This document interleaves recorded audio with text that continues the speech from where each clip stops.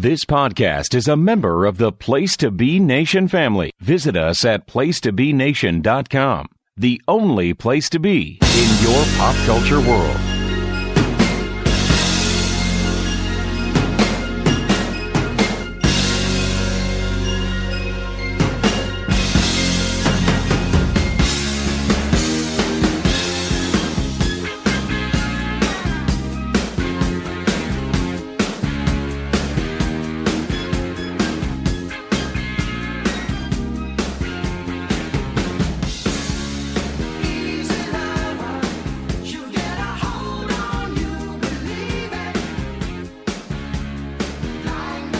PTB, Wrestling Network friends and family. Actually, you say family.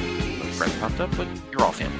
Welcome to your home for everything current and classic professional wrestling and Place to Be Nation's main event. I am Scott Criscola. Hi. Joining me as always here in the room, smoking it up. Well, I am anyway. I have a cigar.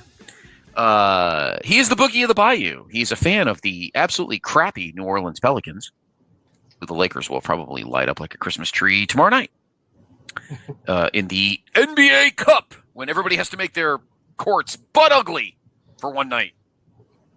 Good evening, Injuries. Well, it's either a butt ugly court or a butt ugly team. Which one do you want? That's true. That is true. Yeah, we were supposed to do it last week, but I was booked for a 3-minute squash, and I was like, that doesn't work for me, brother. It doesn't work for me, brother. Yeah. You made other arrangements. I need if I'm going to lose, I need a little more time than that. You wear because you comfortably wear the Dennis Stamp cockroach tights, so you're the best. Yeah, I'm not booked, yeah.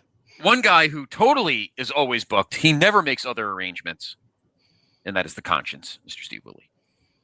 I mean, that's true. I really don't have anything going on, but that's more of my personal life than any loyalty to anything. Should we get Steve? Yeah, sure. What days can you do? Pretty much anything. Oh, God. Well, guys, welcome. And we're going to talk a little bit about, at the end of the show, about our schedule for the rest of the year and maybe looking ahead to 2026 and see what comes on the horizon. Maybe some changes are in the offing. We'll see. We got a good show tonight because two of our favorite things, the archive and lists. One night, speaking of guys, I would love to do this with both of you, but definitely with you, Steve. But Boogie, I think it'd be a fun thing for you too. I one night would love to just, if we have a night where things are quiet and we don't have anything to preview, I want to look deep at Dave Meltzer's star list. I know that my good friend, my number one, the kettle man himself, Callum McDougall, I think did he do a piece on, he used to do a show called Starflation here on the network, where he used to talk about some Dave's matches, but I always wanted to sit and really look at them, because there's a lot of the matches. I mean, I know some of the New Japan matches, but obviously, Steve, you know more in the wheelhouse than I do, but I don't know why that came to my mind today, because we love lists, and obviously we have a list we're going to talk about tonight. It's one of our topics, and I love analyzing a list of right or wrong, and just I don't know, I love doing that, particularly Dave's matches, because I will say this, I know Dave is not everyone's taste. Dave's not everyone's cup of tea, and I totally get that. Dave's not my cup of tea sometimes. I think he's kind of a gat, but he does make a good point. I didn't tell everyone to love my, to read my my matches or my rankings as gospel. I just, I'm a writer.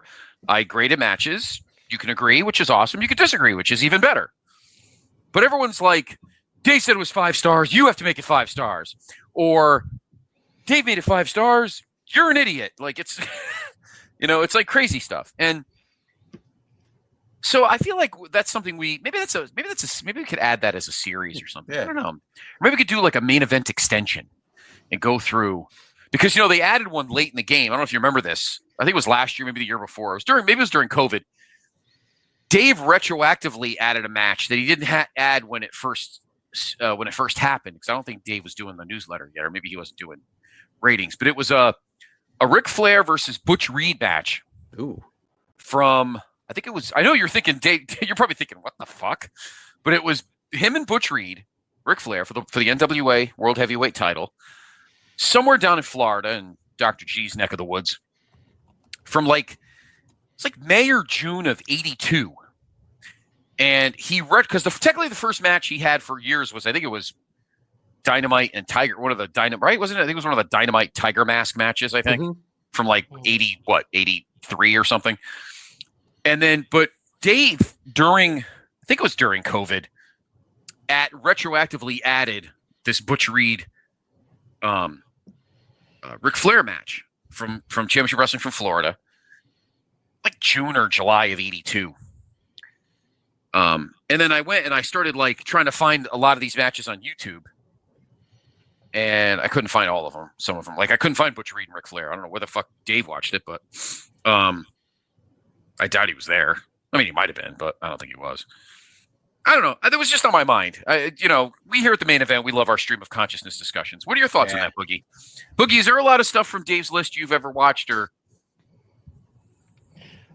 For Dave Meltzer, I've always felt the same way that actually a person who brought him up before was Conrad Thompson, is that my opinion is kind of similar to his, which is I've always found that if I watch matches and I kind of point out, oh, I like that one more than the other, or, ooh, that was maybe better than everything I've seen before that. If I independently think that, and then I look at Dave Meltzer's ratings, and people can call this hive-mindedness because you kind of a lot of people have the same opinions. When people say something's great, everybody thinks it's great. I have noticed that if Dave will rate matches almost in a similar vein to me. There are certain wrestlers, one clear example is Adam Copeland. And then there's a couple of others where there's just clearly a bias where they're just going, and Japanese wrestling, of course, where their wrestling matches are just going to get ranked higher, almost a full star higher than you would expect. And I know people got real bothered when he went up a notch with in 2018 when he gave more stars to Okada and Omega, and that's kind of bled into some of the wrestling. You'll see stuff gets 5 stars where I watch it, I'm like, yeah, I guess that was a 5-star match, but it's all in the eye of the beholder. But I do think that Meltzer does have his he's partial to certain things. He's partial to certain wrestlers. He's partial to certain promotions. He's really on a kick with CMLL right now. He loves CMLL. And they do have great matches right now. But are all of them as good as he would rate them? No, he's just a fan, like he says. But I do feel like there are certain – you have to take certain things he rates with a grain of salt. You can't just take it religiously and say, oh, well, if they think Cody Rhodes has a 5-star match with John Cena, then that was the greatest match in John Cena's career. It's no. There's other matches that maybe he gave 4.75, and I would say that's probably a better match than he had with Cody Rhodes. But that's just that's just nitpicking. And I think he is a fan. I am glad, though, to be honest. I am glad that there are people like Meltzer who have been there from the beginning, who watch this and they say, I really love that. I thought that was a great match. I thought that was better than a lot of the things that I've seen in past decades. I like the fact that he is willing to give praise to a lot of these matches and give people the attention. It's when the promoters and the wrestlers start to really obsess over it to the point that if you have a 5-star match, you're going to get signed. If you have a 5-star match, it's going to get talked about on the announced team. That's when it gets a little overboard and it starts to become annoying. Well, of course. It's not all his fault. It's not all Dave's fault. Right. No, I mean, obviously you mentioned he gets on promotion kicks because he pretty much only graded AEW matches for about 4 years. He gave ECW matches a lot of great ratings, and I'm like, really? I've never seen a great ECW. I don't think he's ever given an ECW match anything. I don't know what you're talking about. I don't think he ever graded an ECW match. Maybe one? Probably Eddie and Dean. And a couple Maybe? of the... Steve? Yeah. I can't remember. I mean, ECW was never really known for a 5-star. I mean, the very No. early days. But you imagine too. Oh, Like, he gave you know what he gave? No, it was one of the Ray Psychosis Ray matches. Psychosis matches. Yeah. Well, and the thing I do, you said something, Rish, at the end there, was that he's been doing this since like the late 70s, right? Right. Early 80s. Yeah. So that's what I think is very important about him, is that it's more that historical basis that he has, being able to compare stuff. You know, he did change the rating system in 2018, but if you look at wrestling from 2018 to now, it is not even remotely the same as it was in 1988. Right. Oh, absolutely. So, like, I can understand needing to do something, but I think just using something like his ratings or anybody's ratings, like like a Scott Keith or someone like that, no one talks about him anymore. I didn't even realize he was still rating stuff. Just you use them, or Cage Match, as like an outline, or like, oh, this might be something I like. I didn't know this like, oh, CML is hot. I didn't know that. But Dave's been watching a lot of it and says it's good. Hey, maybe I'll try this out. There's plenty of stuff. Like if you maybe look at Cage Match and some of Meltzer's ratings, we've done this too, where I looked at stuff like Dave gave this a 3, but Cage Match has it as a 9, or Dave has this as a 5, but Cage Match has it as a 7 out of 10. And it's like, there's differences. It's just, it's personal opinion. If you use it as, like a guideline, I'll give a very recent example.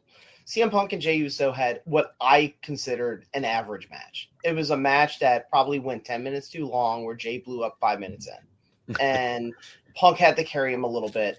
And I thought the match was good. I wouldn't call it great. Dave gave it 4 stars.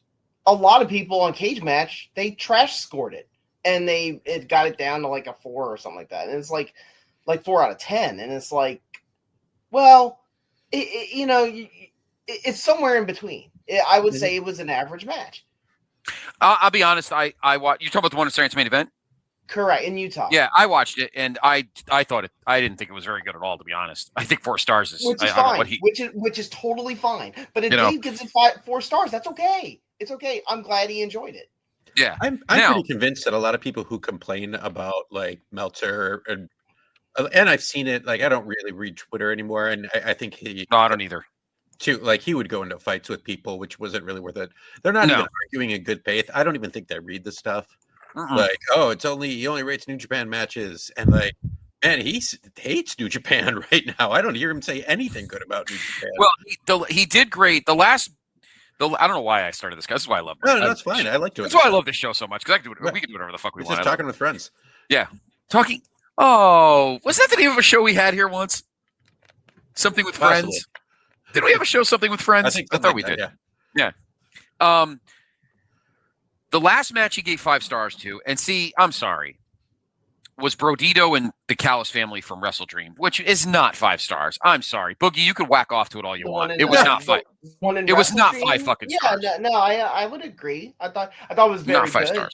I thought it was really good. I didn't think it was like, some people. Now, but listen to me. Like, the thing is that a lot of people have that notion of 5 stars is perfect match. Like, he gave Ricky Steamboat versus Randy Savage way back in the day. He gave it, I think, like a 4.5. That's a perfect match, Scott. I mean, what's that? Savage and Steamboat. Correct. Like, it's that match is 12 stars. So that was a poor score. Siskel and Ebert will have these taped critiques. You'll see where you're like, Gene Siskel despised this movie. Well, this movie's fantastic, but he's not always wrong. He did give what movie did he fucking trash that was actually pretty great? Well, no, he loved Pulp Fiction, but there's some movies where I adore. Oh, I know what movie he hated, and it ended up becoming a cult classic, really. And it's actually a great movie. Is The Thing with Kurt Russell? He destroyed that movie, and that movie's fucking amazing. Because in 1982, here we go off the beaten path again. In 1982, you had 2 movies involving an alien visiting Earth. You had E.T. and you had The Thing. 2 very different movies, but with the same premise. An alien visits Earth. One wanted to make friends. One wanted to eat us or take over our bodies or whatever. You mentioned New Japan. He did give 5.5 to your boy Steve, ZS, and Takeshita on October 13th. Yeah, I haven't watched that one yet. Surprisingly, He gave it 5.5. Yeah, I don't even think he and I watches enjoyed much it, anymore. but I watched it and I really enjoyed it. But I thought they actually had one in the G1 in the summer that was better. You know. So the match I was talking about was actually April 7th, 1982. It was Ric Flair versus Butch Reed, Championship Wrestling from Florida, in Miami Beach, and he gave it retro 5 stars because technically it was the year before the Observer started. The first actual match on the list, now the second match, was April 21st, 1983, Dynamite Kid Tiger Mask from Big Fight Series 2, Night 19. That was the first one. And then obviously all these CWF. The first Crockett match, and this is actually a great match. If you guys have ever watched it, this match is so good. I know what you're gonna say. From the Crockett Cup at the Meadowlands, or was it Baltimore? No, I don't remember now. It was the Fantastics, Bobby Fulton and Tommy Rogers against the Sheep Herders. Oh yeah, and that It's match is fucking amazing. They beat the fucking crap out of each other. Wasn't Johnny Ace the Sheep Herders manager? Oh yeah, he used to carry around the New Zealand flag wrapped in barbed wire. Correct. It's the last cool job John Laurinaitis ever had. For those who don't, but, sometimes you read names like this person versus this person. You don't always have the context. Right. The Sheep Herders versus the Fantastic, who or also the Bushwhackers. They basically had a barbed wire brawl where they bled buckets all over the fucking in the early 80s. Yeah. Yes. Yeah, 1986. It's crazy. Mid 80s, yeah, I think. 80, right. Yep, 86. The first they must have I think they reformatted this on Wikipedia. Of course, all 4 of the Flair Steamboat matches from 89, including the Landover, Maryland show, Landover, Maryland house show that he actually gave a 6. So that's technically Boogie, the first. I doubt that's available or that it's like. I would go on YouTube. I think I watched it. it. Do you guys know the first WWF match he gave 5 to?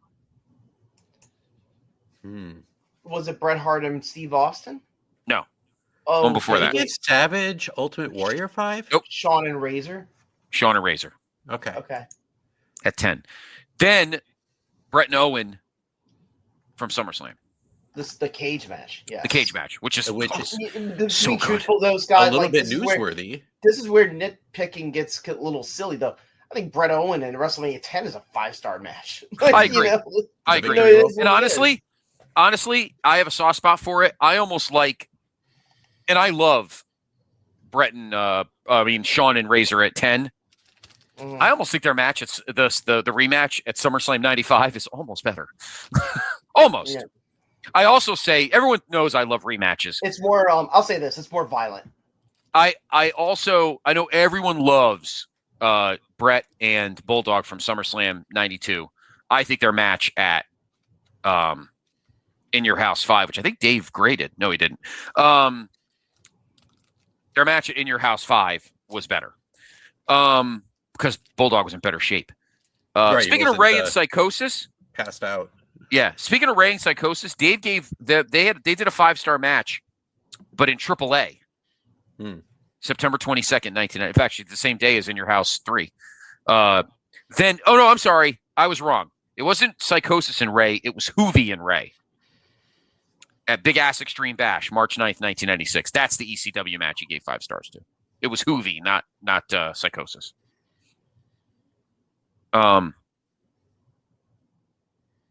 Steve, what promotion is Fighting Network Rings? Capital R with all capital letters. Yeah. I believe that it's definitely Japanese, and I think it was like a fake shoot fighting. Because he gave a match. I don't remember this match at all. When the fuck did he add this? June 27th. Yeah, Akira Maeda one. Yeah, Akira Maeda was. No, it's not that one. This one is. It's from June 27th. We will get to our other topics, folks. But of course, when I fall down a rabbit hole, it's like Steve with Rizzoli and Isles ratings. It's Kiyoshi Tamura and Tsuyoshi Kosaka. So from like Fourth Fighting Integration, June 27th, 1998.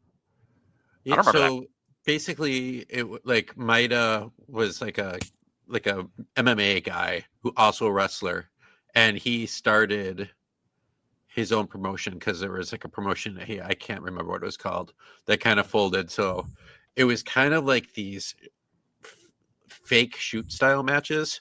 Uh-huh.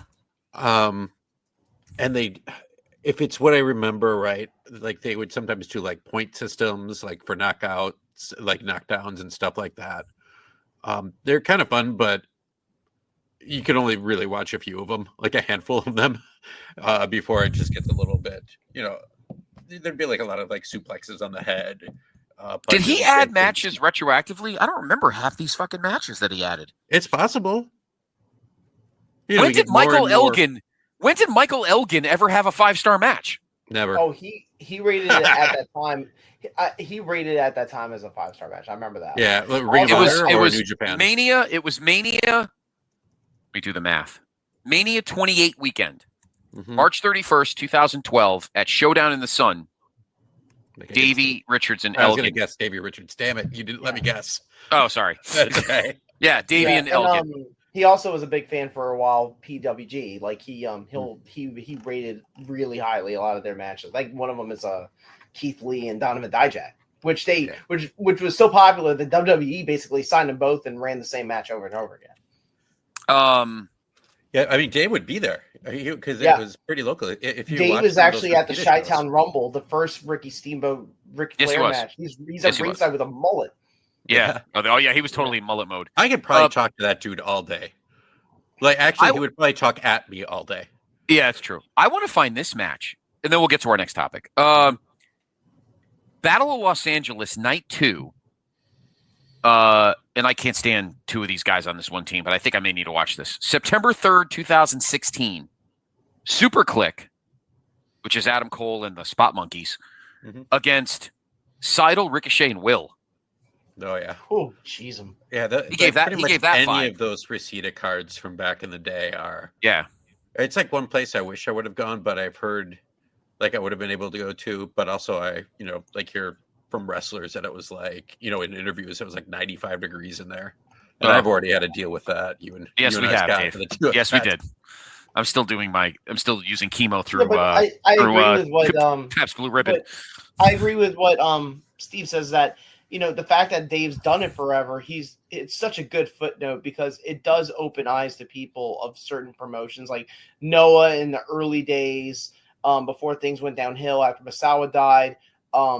All Japan Pro Wrestling is unbelievable in the 90s. And he totally. Because he had the pillars. He has a ton of 5-star matches. Because the pillars. Correct. It's the pillars. And then all women's wrestling, all Japan women's wrestling is what's her really, face? really good. Yeah. Well, what's her face? Who's the one that he loved? What's her face? A Toyota. The other one. There was yes, Toyota. Hokuto. Okay. Yeah, there's like some of that is just so good, and someone like him who was tape trading and like other of his like readers and such like that. That's how he brought that stuff into America. Not him exclusively. But by through his newsletter, you tape trade and then so it's you take it like that. I also think like 5 stars. I know Chad. I don't know how much he rates wrestling anymore, but Chad Campbell, he would always use a 10-star system, like 0 for 10, and then he would do like basically almost 0 to 100. It would lead to a little bit more nuance if you need to, but that's a lot of work too. Mm-hmm. Has he only given one Danielson match a 5? Oh, well, no. Him and Will Ospreay is 6.5. Yeah. Well, I'm not even kidding. That's what he rated it. He's always been a huge Will Ospreay guy, but also it's hard not to be a huge Will Ospreay guy. Yeah. He gave when was that match? Say it again. When was that match? That was April 2024. It was the month after it Will debuted, and he. There it is. Yeah, Dynasty. And then also, he gave it 6.5. And I could shout this one out because I remember watching it and loving it. The Iron Man match he had with MJF is a 5.75. That is one of the best matches in the AEW history. That was Dynamite 250. Yeah. He whacks off to Will because he's given Will like fucking 12 matches, He 5 loves stars. Will Ospreay. He loves Kenny Omega, and he loves Okada. Yes, he does love Okada. Most of Okada's matches deserved it. So, I'm surprised at the lack of total nonstop action in any of these lists. I heard from a very legendary wrestler that's the number 2 wrestling promotion in the world. There's only one 5-star TNA match, and Greg and I did it. The Unbreakable 3-way. Yeah. Yep. Yeah. Greg and I did it on Wrestle Tracks. Can I will actually you?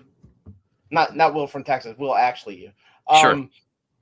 Josh Alexander, Will Ospreay got 5.5, and that was in 2024. That was a fantastic. Was that like the Iron Man? Yeah, it's on. It's actually for those who don't know, it's on YouTube. You can watch it right now. Yeah, it's really, really good. Yes, it's on January 18th. It was right around when TNA did the reboot. But that just speaks to the whole like the nuances of the Starflation. Like, is it better than AJ versus Daniels versus Joe when I watch it? Absolutely not.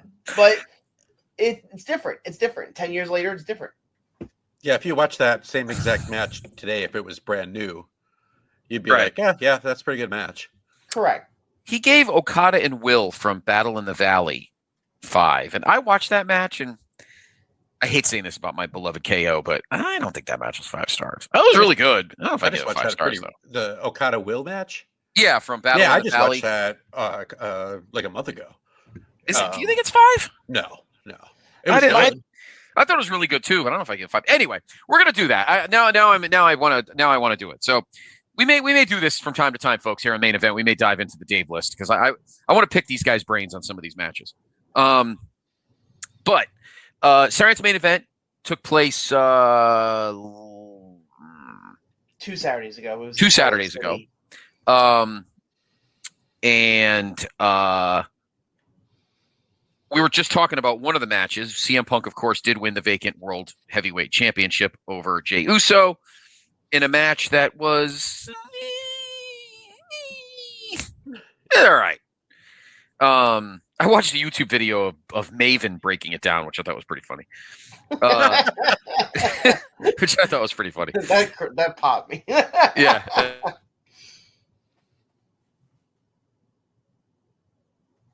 That's pretty funny. Cody and Drew was good. And then Jade in 5.5 minutes. Jade finally did it. She beat Tiffany Stratton. Dominic defeated Penta and Rusev to retain his Intercontinental title. But we all know what happened this past Monday night because that was the one belt that John Cena didn't win. Now he's just collecting. Hey, can I give you my hot take? He is the Intercontinental champion, which he obviously won't hold for a while. Can I give you my hot take on that one very quickly? I can't imagine him.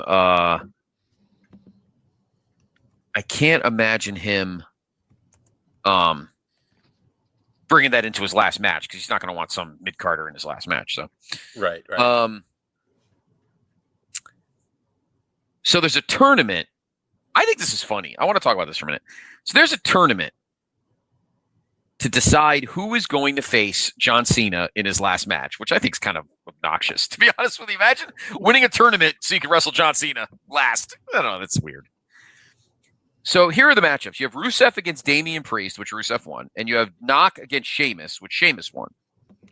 The other first-round matches are The Miz against Jey Uso, LA Knight against TBA, Javon Evans against Gunther, Solo Sikoa against the TBA, and then a bunch of other TBAs. Javon Evans might die. I wish they didn't waste it at Backlash because I really think it should be Orton. But that's my take. Even though that's why I wish they didn't wrestle at Backlash. I think his last match, honestly, realistically, his last match would be pretty awesome if his last match was against Kurt, because that was his first match, technically. I would love if his first match was against Edge. That's not going to happen. No. But I personally think his last match should be against Orton. But they already had it at Backlash, so that kind of kicks the bloom off that rose. If I asked you both right now, and again, we've got a little bit of time. The show is on December 13th. If I put a gun to your head, Boogie, who's Cena wrestling that night? Well, if you want me to just predict who I think is going to face him, I think it's going to be Gunther. I'd be shocked if it wasn't Gunther.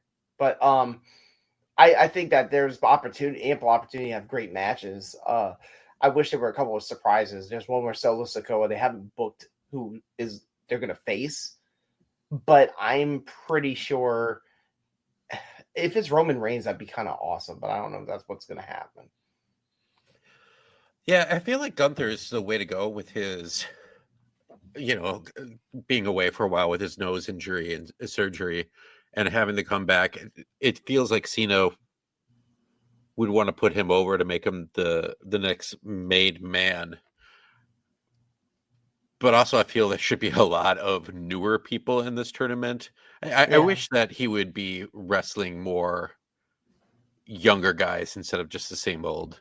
I think Cena's has a proactive mind in terms of, I think he even was the one who petitioned, hey, we need NXT wrestlers on my card in the undercard. We need to have like something different because, you have to give back, and this is a way of giving back. If I'm going to be the main event on my last show, either I'm going to put somebody over or you're going to put other people over in the undercard, so to give them a spotlight. So that's another great question. Maybe we could talk about that when we get closer to the actual show, is like, should he win or lose? Because that's actually more intriguing than anything else. But yeah, I think Gunther's the guy. I don't have a problem with it. I like the journey. I enjoy the journey. And so I hope that the last time is now tournament, which I think is a great idea. And I think a lot of WWE fans are kind of like, they are, what's the word? They are not, they almost have trepidation about 2026 because they actually enjoyed the John Cena stuff the most. And once that's over, a lot of people are saying, I don't really care about WWE. Now, people say that, and then the WrestleMania comes around, they're like, oh, they're back in. But there are a lot of people who just enjoy the Cena stuff, and that's it. What do you think, Steve? If I had to ask you right now, which I am. Yeah, I think it's going to be Gunther as well. I'm more intrigued about the tournament itself. If it's going to be the end, but what will be the surprises during the tournament? Who will be like? Will they bring Joe Hendry into it? Well, I feel like R-Truth should be in it. Just being one of, Cena's greatest, buddies on screen at least. I just had the whole.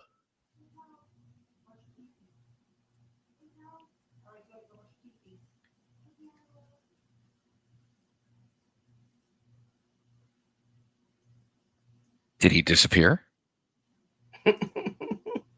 If you say his name, he might appear. Say his name and he disappeared. Oh, he muted himself or something. Anyway, yeah, I mean, they already have the next Science main event set. After that, January 24th from the Bell Center in Montreal. Be the first Science main event in Canada since 2007. That's around the time the Royal Rumble, isn't it? The Royal Rumble is on the 31st. So this is going to be a Monday night. So it's actually going. Remember, the Rumble's in Saudi Arabia. So this is actually. Yeah, this is actually.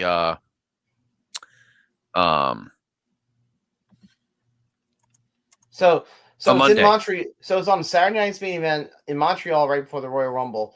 Do you know any particular Montreal native wrestlers that might have big returns up to that point? Dino Bravo? Oh, no, wait, he's dead. The Mountie? The Jacques Rougeau? The Quebecers? Patrick Waugh? He's going to tell that GM of the Canadians, I'm never fucking playing for you again. I love Patrick Waugh. Oh, anyway. Well, remember, everyone's going to be in Italy for the Winter Olympics. So, yeah, no hockey there. Hey. Antina Morella? Yes. Rodney the Piper. Rob Conway? Robert Conway. Remember, he is a French sympathizer, as JR used to say. Elimination Chamber. Not French. He is a French sympathizer. Elimination Chamber is in Chicago, but Punk already has a belt, so I don't know what they'll do there. And they just announced that it will be at the United Center, which is Crazy. bit of surprise, yeah. Yeah. They also made a deal with Toronto, so some people are thinking maybe AEW might not go back there for a little while. Then of course WrestleMania 42 in April. I kind of dig the poster with the guys playing poker. That's kind of cool.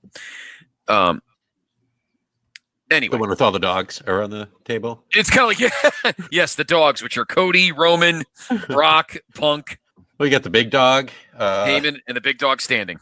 The big dog is Nick Khan. No, the big dog is R.A. Emanuel's assistant, who said, "We need to adjust these PLEs." Yeah, you need to adjust your fucking brains. Survivor Series is, of course, coming up. We were right about Jade Cargill. Let me go back to that. We were right about that. She had to win, so so we knew that was going to happen.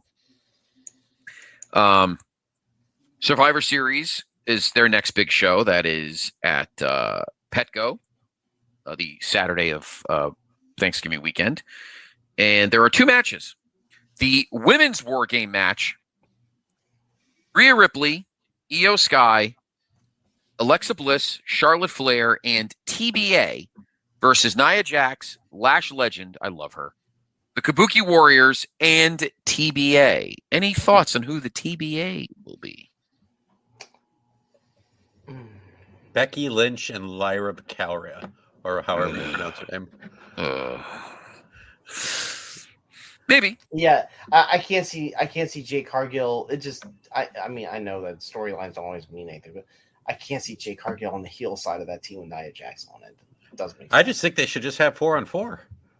Yeah, that makes sense too.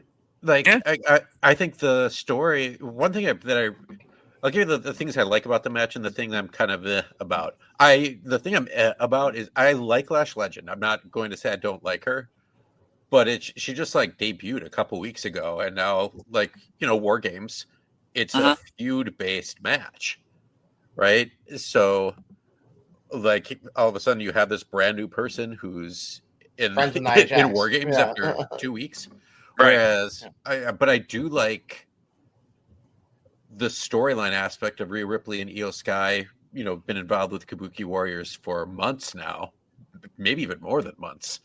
And then the Charlotte Alexa, that fits in perfectly. I like a lot that it's based on the women's tag team division, which those belts have meant absolutely nothing. And they changed hands on Monday. Until the last couple months. Yeah. Since their inception. I remember back when, like Mercedes Moné and Naomi leaving the company because the belts were worthless. And so I really like that aspect of it. But yeah, and we'll talk about Blood and Guts in a minute. I did like that they didn't just pigeonhole it that it has to be 5-on-5, or like they had one match that was 5-on-5. They had one match that was 6-on-6. I think WWE did 4-on-4 before as well. I think a few times they did 4-on-4. Yeah, I think so too. The first one they did with the Bloodline was a 4-on-4, I believe. Yeah. Yeah. I agree. And the men's one is Punk, Cody, Jay, and 2 TBAs against The Vision, Logan Paul, Drew McIntyre, and 1 TBA. So those still need to be worked out, although there is only a couple weeks left. So they better move their ass. And then the next thing after that is, of course, the Saturday night. Well, actually, no. The next thing after Survivor Series is NXT Deadline, which is the 6th, which is the week before Science main event. And obviously, it's the 2 Iron Man challenges. I like that concept, the Iron Man challenge. I went to it 2 years ago. The Iron Survivor. Iron Survivor, I'm sorry. The Iron Survivor challenge. I saw it live 2 years ago, 2023 in Bridgeport. Yeah, I know that one. Yeah. And that was when Punk came back, and he came in with the Brett hoodie talking to Sean and all that shit. Mm-hmm. And I think who won? Trick won. Trick won the men. Excuse me. Trick won the men. And who the fuck won the women? Who won? I can't remember.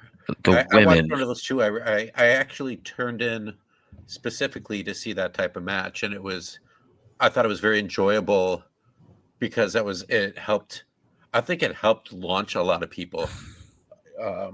Who won the women's one? Yeah, I can't remember at all. Oh, Blair Davenport. Oh, yes. Yeah, that was the one I watched. Yeah, that's what I saw live. We'll talk about her again. That was the Ilya Dragunov Baron Corbin main event, which was not good. That's the one. The SmackDowns have been really awful, except for Ilya Dragunov wrestling to defend the U.S. belt that he won. Like, that motherfucker's good. That was the Kiana James, Roxanne Perez cage match, which was also mildly disappointing. I have a little breaking news. I like when I break news on here. You're breaking news? Yeah. And Dave Meltzer added another match to his 5-star list. No. This is like not surprising. We kind of knew this was coming, but perhaps, which I might have said during when I was talking before and maybe did not go through, but Joe Hendry has officially signed with WWE. Okay, so he is no longer a tweener. Right. It is official. TNA is no longer the second biggest promotion in. No, TNA is NXT. Joe Hendry is a fucking megastar. He's great. He's great. Yeah. Did you see by the way, the song that he did where he was making fun of Ethan Page and Chelsea? Oh my God, it was so funny. Well, it's a great song. Yeah. Like, well, you got to give Chelsea credit. I mean, she teed it up when she said, "I've never been creamed like this in my life." She's hilarious. She fucking teed it up. I'm sure Cardona told her to say it. Yeah, she totally teed it up. Yeah, she totally teed it up. You could watch these on YouTube too. Like when he was wrestling in Europe, he would do different song parodies all the time, and he would come to the ring with them. He had one when Drew was back when he left WWE and was doing TNA in the Indies. I can't remember the song, but it actually broke Drew in the ring.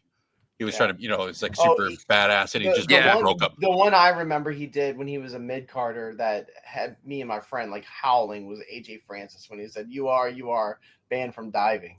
That was great.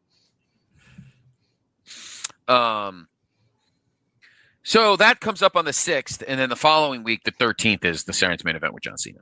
And then I think at the moment, the next thing will be the Riyadh Rumble. The Riyadh Rumble is at the end of January. There's another Science main event. While you were lost in the miasma there, I mentioned that. I don't even understand. It's a Monday night. Because it's January 26th, so it's a Monday night. It's a Monday night Science main event in Toronto. That just broke. It's a Monday night. It's a Monday night's main event. It might be says January because it says January 26th. It's probably because of the Canadian time zone. That's why. Yeah, because it says January 26th, which is a Monday. Because the Rumble is that following Saturday in Riyadh. Oh my God! Imagine having to watch a Rumble at noon. I think. It's weird. I think this is what it is. I think the Raw is in Montreal, but it's all Saturday night's main event is also there. I think is what it is. It's like a full weekend thing? Yes. Gotcha. That might have been the reason. But yeah, that's right before the Royal Rumble. And I'm pretty sure Kevin Owens will be there. I'm almost guaranteeing it. So, and let me say this too about John Cena winning that Intercontinental belt. My hot take, I had no problem with it. I was okay with it. I was okay with Dom dropping it to him. If you're going to drop it to a legend. Right. Now, AEW has, what do they have coming up? Full Gear. That's next Saturday.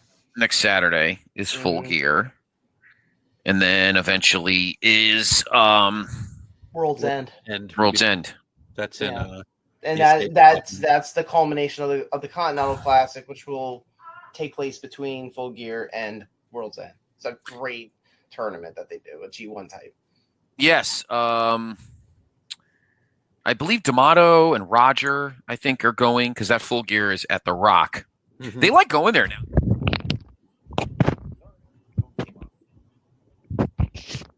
Yeah, they go there. I think they were there last year as well. Sorry, my headphones popped off because I stood up.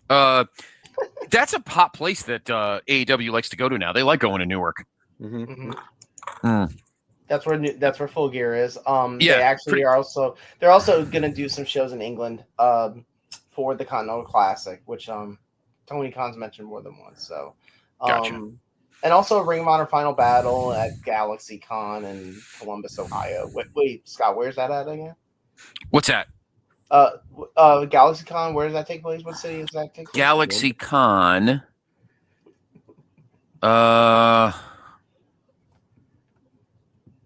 Galaxy Con. Well, it's a company. Yeah, but where do they host it? Because that's where Ring of Honor Final Battle is going to be. It's in one of your favorite cities. Ring of Honor Final Battle. St. Louis? No. No, you gotta Google this, Scott. Ring of Honor. We're setting you up here. ROH Final Battle 2025. We got this. It will be worth the punchline. It's worth the. Oh, I know where it is. It's in Columbus, Ohio. Yes. It's the birthplace. And I've got better news for you. More belts. There's an AEW Women's Tag Team Title tournament going Jesus. on. And now we have an AEW National Champion, which will be for fuck's sakes in the Casino Gauntlet. Jesus. The AEW National Champion. Steve, have you ever lost a match in Columbus, Ohio? I've never. God bless you, Frankie Williams. You're just a lifetime of jokes. Well, you get the shit beat out of you in a. I love the fact that he was sitting in like a kid. Go back to that Piper's Pit. They're sitting in like kitchen chairs. It's so fucking great. Remember those chairs that kind of bounced? They like had like the S curve. That my parents had those chairs, and you sit on them and they kind of bounce. Yeah, that's what these. I've never lost a match have you ever lost a match in Columbus, Ohio? Yeah. That's a D'Amato, my favorite. Yes. I'm going to Final Battle now just so I can go to Columbus, Ohio. Yes, that's pretty much that's December 5th. Yeah.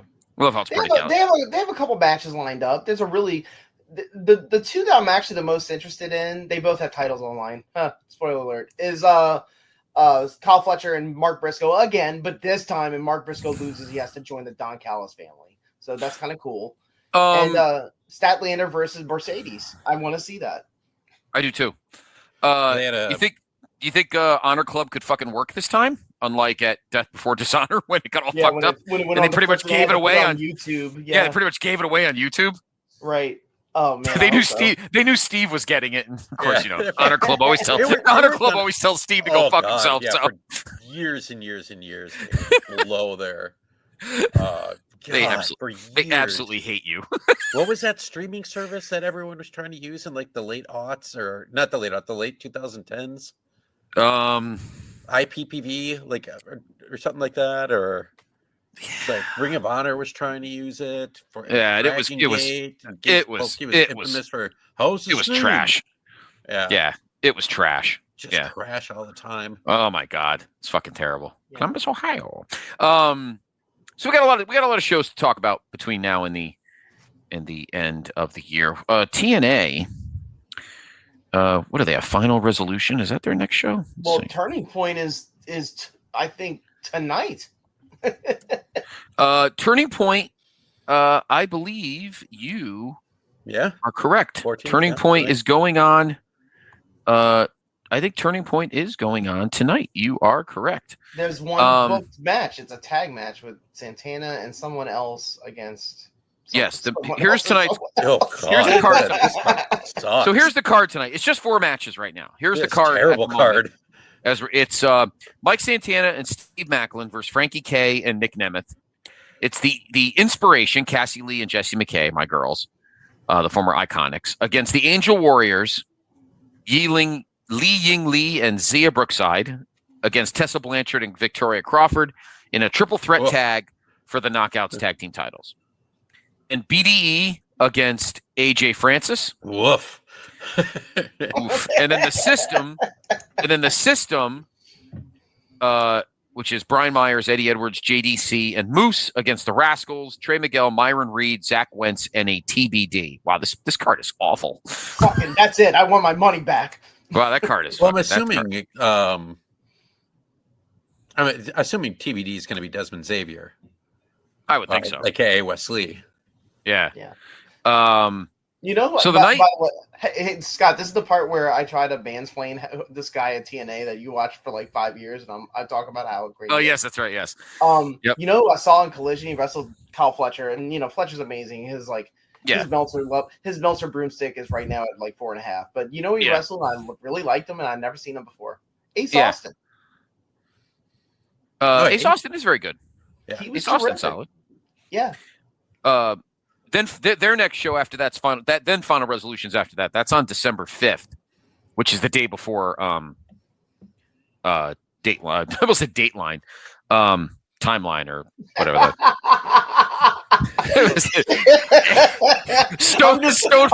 I'm just imagining CM Punk showing up to try to canoodle with the NXT women, and there's Chris Hansen sitting in his chair. And Stone Phillips walks out of catering. What are you doing here, Phil? Deadline. Oh, that's funny. Okay, so our second news story. So there's all your shows coming up. There's a ton of them coming up. Of course, tonight is Turning Point. All right, so we talk about lists. We love lists. So the big list we talked about a while back was, of course, the PWI 500, and we broke that down like we always do. And now we will now discuss the release of the PWI 250, which is the annual women's list.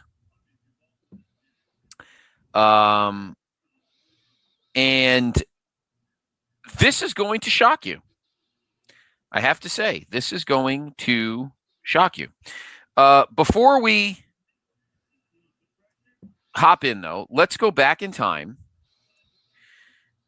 We did this for the men, so we'll do it for the women. When the women started, it was only 50. Okay? The first PWI 50 for the women was in 2008. Here's their top 10. Listen to this. Tell me how bare things were in the late 2000s. Ready for this? Number 10, Candice Michelle. Oh, God. Yeah. Number 9, Michelle McCool, Mrs. Taker. Oh. Number 8, Melina. Number 7, Roxy Laveau. Yeah. I liked her. Number 6, Sarah Del Rey. Mm-hmm. Number 5, Ms. Chiff. Mm-hmm.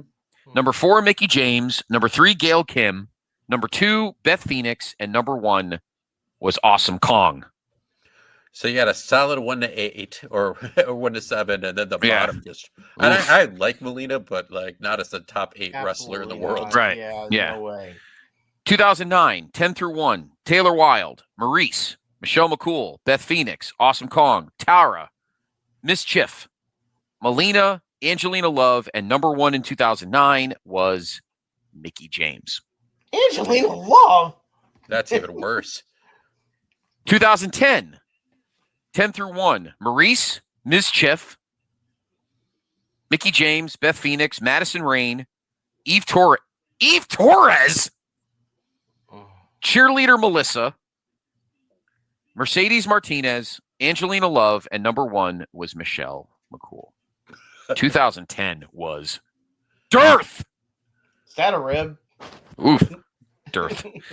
2011, 10 to 1. Sarah Del Rey, Ms. Chiff. Who is this Ms. Chiff? Ms. Chiff was pretty high in Shimmer. She was also in Ring of Honor. Rachel Collins. She's 49. She was married to Michael. She was married to Michael Elgin. That's why. Yeah. That's why she. Maybe when you do, she. Why wouldn't that make her go down? We don't want to continue this conversation. Trust me. Yeah, I know. Well, this is before they got married. So, where was I on? 2011. Sarah Del Rey, Ms. Chiff, Tara, Beth Phoenix, Cheerleader Melissa, Madison Rain, Natalia, Mickey James, Mercedes Martinez, and number 1 in 2011 was Madison Eagles. 2012. Yeah. Oh, sorry, Steve. What? It was like just Shimmer just had their 20th anniversary last week. They're not in business anymore, but seeing all like that would be something I'd love to go back to try to find and watch all those. Like so many women got their start there, and some of these names would be from there that were doing a couple of the independents. It's funny you say that too, Steve, because when we WrestleMania 29 weekend, I remember we were at WrestleCon and Chad went to a Shimmer show, which was behind a bunch of curtains, which is pretty funny. Okay. 2012, 10-1. Tara, Mercedes Martinez. I feel like a lot of repeats. Yeah. Saraya Knight. Is that what's her face? Paige. That is Paige. Okay. Miss Tessmacher. Really? Layla. I didn't even know she wrestled. Yeah. Jessica Havoc. Sarah Del Rey. Cheerleader Melissa. Beth Phoenix. And number 1 was Gail Kim. Okay. Now we're getting a little better. Yeah. 2013, 10-1. Mercedes Martinez. AJ Lee. Tara, which is Victoria, in case nobody knows. Casey Carlisle. Gail Kim. Caitlin. Jessica Havoc. Saraya Knight. Mickie James. And number 1 was Cheerleader Melissa.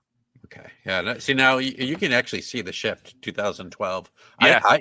Casey Carlisle. I've never heard of that name before. That's interesting. Yeah. She was number 7. 2014, 10-1. Charlotte. Now we're getting it. Now we're starting to. Natalia, Courtney Rush, Ivelisse Velez. Poor Ivelisse. Angelina Love, Lufisto, Cheerleader Melissa, Gail Kim, AJ Lee, and number 1 was the former Saraya Knight. Now she was Paige. 2015. Oh, God. Ready for this one, Steve? Taryn Terrell, 10-1. Taryn Terrell, Courtney Rush, Cherry Bomb, Naomi. Allie. What's that? Cherry Bomb is Allie. Oh, wow. Okay. Yeah. Naomi. I didn't know that. I didn't know that either. Thank you, Steve. Charlotte, Gail Kim, Santana Garrett, Sasha, Paige, and number 1, and I am not joking, Nikki Bella. Yes, I said that with a straight face. It's because she had that belt for over a year. And she had the feud with Stephanie, I think, that year too. So 2016. Now some of the gas is coming in. 2016, 10-1. Sienna. Who's Sienna? Sienna is Allison Kay. Oh, that's my girl. Oh, yeah, that's right. Yeah. It's my girl.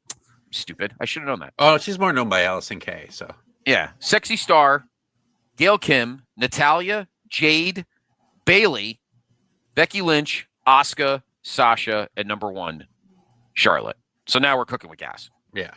2017, 10-1. Kairi Sane, Naomi, Sienna, Natalia, Io Shirai, Bailey, Sasha, Alexa, Charlotte, and number 1 was Asuka. Asuka's 2017 was fucking killer. Yeah. Might have been one of the greatest single years by a woman ever. Yeah, I don't think she ever lost in NXT. Yeah, no, she didn't. I think she was undefeated. Yeah. All right, so starting in 2018, they expanded it to 100. 2018, 10-1. Kairi Sane, Mayu Iwatani, Nia Jax. There you go, Nate. Carmella, Shayna Baszler, Asuka, Io, Charlotte, Alexa, and number 1 was, of course, Ronda Rousey. Deserved. Yeah. 2019, 10-1. Nicole Savoy, Mercedes Martinez, Io Shirai, Natalia, Bailey, Tessa Blanchard, Shayna Baszler, Ronda, Charlotte, and number 1 was Becky, because that was the year she was the man. 2020, the first COVID year. Mayu Iwatani, Io Shirai, Rio, Tessa Blanchard, Hikaru Shida, Sasha, Charlotte, Asuka, Becky, and number 1 was Bailey. Then the next year, 2021, they expanded it to 150. 10-1. Raquel Gonzalez, Tam Nagano, Io Shirai, Sayuri, Sasha Banks, Thunder Rosa, Britt Baker, Deonna Purrazzo, Utami Hayashishida, and number 1 was Bianca Belair. Yeah, you're seeing more stardom people now. Yep, and you're starting to see some AEW too. Yeah. 2022, 10 to 1. Taya Valkyrie, Starlight Kid, Charlotte, Saya Kamitani, Jordan Grace, Jade Cargill, Becky Lynch, Thunder Rosa, Bianca Belair, and number 1 was Sayuri. Then in 2023, they expanded it to 250. 10 to 1, 2023. Jordan Grace, Camille, finally. Remember those shows, Steve? Yes. When I was losing my fucking shit that they had her like at 40. And meanwhile, she was fucking killing everybody. She was like the one good thing about NWA at one point. Camille was 9. Willow Nightingale, Deonna Purrazzo, Athena, Tam Nakano, Jamie Hayter, Bianca Belair, Julia, and number 1 was Rhea Ripley. 2024, 10 to 1, Athena, Mariah May, Willow Nightingale, Bailey, Sari, Stephanie Vaquer, Maika, Rhea Ripley, Jordan Grace, and number 1 was our little slop tart herself, Toni Storm. I will say, well deserved. Well deserved. Well, I was going to say, these most recent 3 years, those are rock solid top 10 lists. They are. All of them. Totally. All right. So I think they get these better than they do the men. I think I do. I kind of agree with you. So let's take a look at this year's top 20, and then we have some theories. At number 20, last year she was 9, so she dropped 11, and she has a new name. Blake Monroe. Now, of course, this is a weird one because half this year she was one person and half the year she was another she probably had the best women's match in wrestling this year. Yeah. As somebody else. Yes. Which is pretty funny. Thoughts on her, Steve? Oh, yeah. It's not so surprised that she dropped just because there were a few months when she was transitioning from AEW to WWE that she wasn't really on TV at all, or right when she got to WWE, just building up her character. Right. So yeah, well deserved. Still on the list, and she's going to start. I feel climbing back up now that she's a champion in NXT. Not the character work, not as good, but you know when you're working with Toni Storm and RJ City, you know when you have a over a year long arc that they took so much time and care into. Yeah, I agree. Number 19. She was 97 last year. She moved up 78 spots to 19. Mizuki. Don't know much about her. Don't know much. I don't either. Her. Yeah, I don't either. Must be like Stardom she's in or Tokyo Joshi Pro mostly. Number 18. She dropped 4 spots from 14 last year. Mayu Iwatani, obviously a veteran. She's been in plenty of top 20s. She's always in a lot of these top 5-star matches from Stardom. Yeah. Yep. Stardom, Marigold, yeah. 17. She dropped 15 spots last year. She was number 2. She also changed promotions during the year, and that was, of course, Jordan Grace. I love her. I love her too. One of my favorites. She I love should be her on too. the main roster. Yeah, I agree. She's fucking around in NXT. Yeah, she's an absolute star. She really is, and I think she would. I think bringing her up. Well, I'm going to talk about the WWE Women in a minute when we get to the end. So, number 16, one of my personal favorites, and Steve knows she's one of my personal favorites. Mm-hmm. She moved up 20 spots from 36 last year.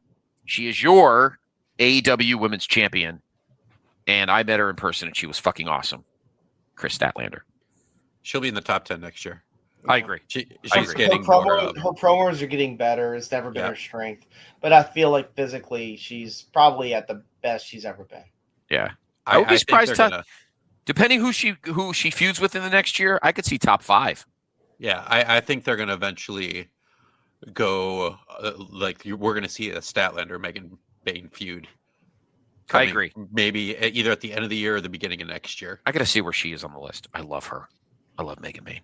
She'll be much higher next year. She is 33. Oh, okay, that's Up not 8 terrible. spots. She'll That's be actually higher pretty good. too. She's wrestling in. She did Blood and Guts last night, or 2 nights ago, and she wrestled in Stardom last weekend. She's going back and forth right now. Wow. At number 15, up 5 spots from 20 last year, someone we mentioned earlier, Lyra Valkyra. The Who had a great hardest working woman in WWE. Yeah, she really is. I mean, anytime she's put whatever opener, mid card, doesn't matter. She's gonna have a good match. I agree. Number 14, up 92 spots from 106, and she's been in the top 20 in the past, or top 10 in the past. The Starlight Kid. Of course, she's Japanese. I don't know where she's. I'm guessing she's still in Stardom. Okay. Yeah, she's still in Stardom. She is. Okay. At number 13, up 9 spots from last year, she was 22. Nate's beloved Nia Jax. I think that's kind of high, but it's just me. At number 12, same as last year. She was 12 last year. She's 12 this year. Liv Morgan, who had a great start to the year. Then she got hurt. Well, she filmed the movie, then she got hurt right after. Right. Yeah. So that upended her. At number 11, not on the list at all last year, JC Jane. I'll refrain from opinion. Well, you're going to get trashed for being anti WWE anyway. Well, I think she's okay. No, I'm just kidding. I think she's okay. That's all. Okay. Top 10. At number 10, down 7 spots from 3, mostly because of injury, Rhea Ripley. Too low. We know you're lying. No. I mean, her bottom should be 5. Yeah. The only thing that I can think of is, was she gone too long maybe earlier in the year? Yeah, I think she was. That might be the only rationale there. That she just wasn't around enough. But yeah. You know how many matches Nia Jax has won this year? How many? 6. She has won 6 matches. Yep, Yeah. and she's number 13. But Steve, how many fights backstage has she won? How many All of them. people has she injured? Let me say this about Nia Jax. She does have that Vader quality where, like, there is potential that if things go wrong in this match, she might actually hurt this person. And it's going to be fun. It might be fun to watch or something to talk about in the future. You know? 2 of those matches were on NXT. One was against Lash Legend, her partner in the War Games. Yes. That's funny. At number 9, up 21 spots from last year, she was 30, Naomi. And I thought Naomi was a great heel. I thought her turn was good. Mm-hmm. I've always loved her in the ring. I think her promos got a lot better. Yeah. And she was getting there in the ring with Rhea and EO until the pregnancy, of course. Yeah. I think she'll come back as everybody in WWE, when they come back as a face. It just, you get the pop from missing you. Her some of her social media right now is hysterical with her like pregnancy videos. They're so good. She I like almost like for Halloween, it would almost look like she painted like a Mr. Potato Head looking pic like on her pregnant belly. It was so funny. That is funny. At number 8, she dropped 2 spots from 6 last year, so she's had a consistent 2 years. Sari. Yeah, Sari she's been bouncing around. She was in Stardom. She came in for a couple Ring of Honor matches. Because she was the IWGP Women's Champion, the New Japan Women's Champion. So she had a really good match last month. Then she went over to Marigold. Then she's back in Stardom. She's just kind of bouncing all over the place. There were rumors she was going to come into WWE or AEW. I think she was just taking an American little excursion. But she had a consistent year. She only dropped 2 spots. Mm-hmm. At number 7, up 3 from 10 last year. I think she's still the ROH Women's Champion, Athena. Is she still the Women's Champion? Yes. Yes, she's had it for 2 years? She's ranked 7th for the number of years that she will hold that belt. Yeah, pretty much. People that watch. What? Number 6, up 7 spots from 13. She had a good year. She always has a good year. Io Sky. She's just always good. Her WrestleMania 3-way with Bianca and Rhea was fantastic. I It was agree. probably the best match that night. Yeah, I agree. At number 5, staying where she is. She was 5 last year to Stephanie Fakir. The most talented WWE women's wrestler out there. It's not close. And it's not close. Yeah, I mean, well, Bianca has a case. Rhea is the most magnetic personality, but Fakir in ring is just untouchable. At number 4, up 28 spots from last year. She was 32. Tiffy 2 belts, or Tiffy no belts now. Tiffany Stratton. And her boyfriend, according to rumors. And her boyfriend what? Supposedly, her and Ludwig Kaiser broke up. I think they That's did. the word. That's the word on the street. She's with somebody else. He's with somebody else now. I think he was cheating on her. Oh. Tiffy. That's bad. I mean, I'm making it up. I don't know. Hold on, let me ask her. Let me ask her. Please. Ever on the show. At number 3, big jump here, up 86 spots. Last year she was at 89. This year she's at 3. Saya Kamatani.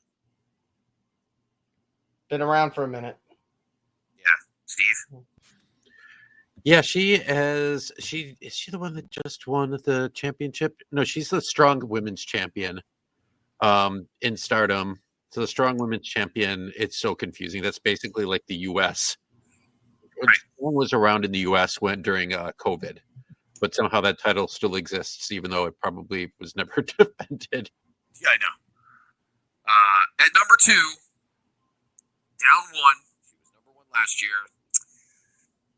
Ate too much veal parmesan. But I want to watch her orgies. Tony Storm. Circle. And Excalibur can commentate them. She's so fucking good, Steve. She's so good. I don't ever want her to leave. She was great in Blood and Guts 2 this week. Yeah, she was the primary like plot device to the ending, which I really enjoyed. It was basically, if you didn't watch it, Scott, I will say, first of all, highly enjoyable women's Blood and Guts. Sky Blue bled so much I thought they had to stop the match, but they kept going.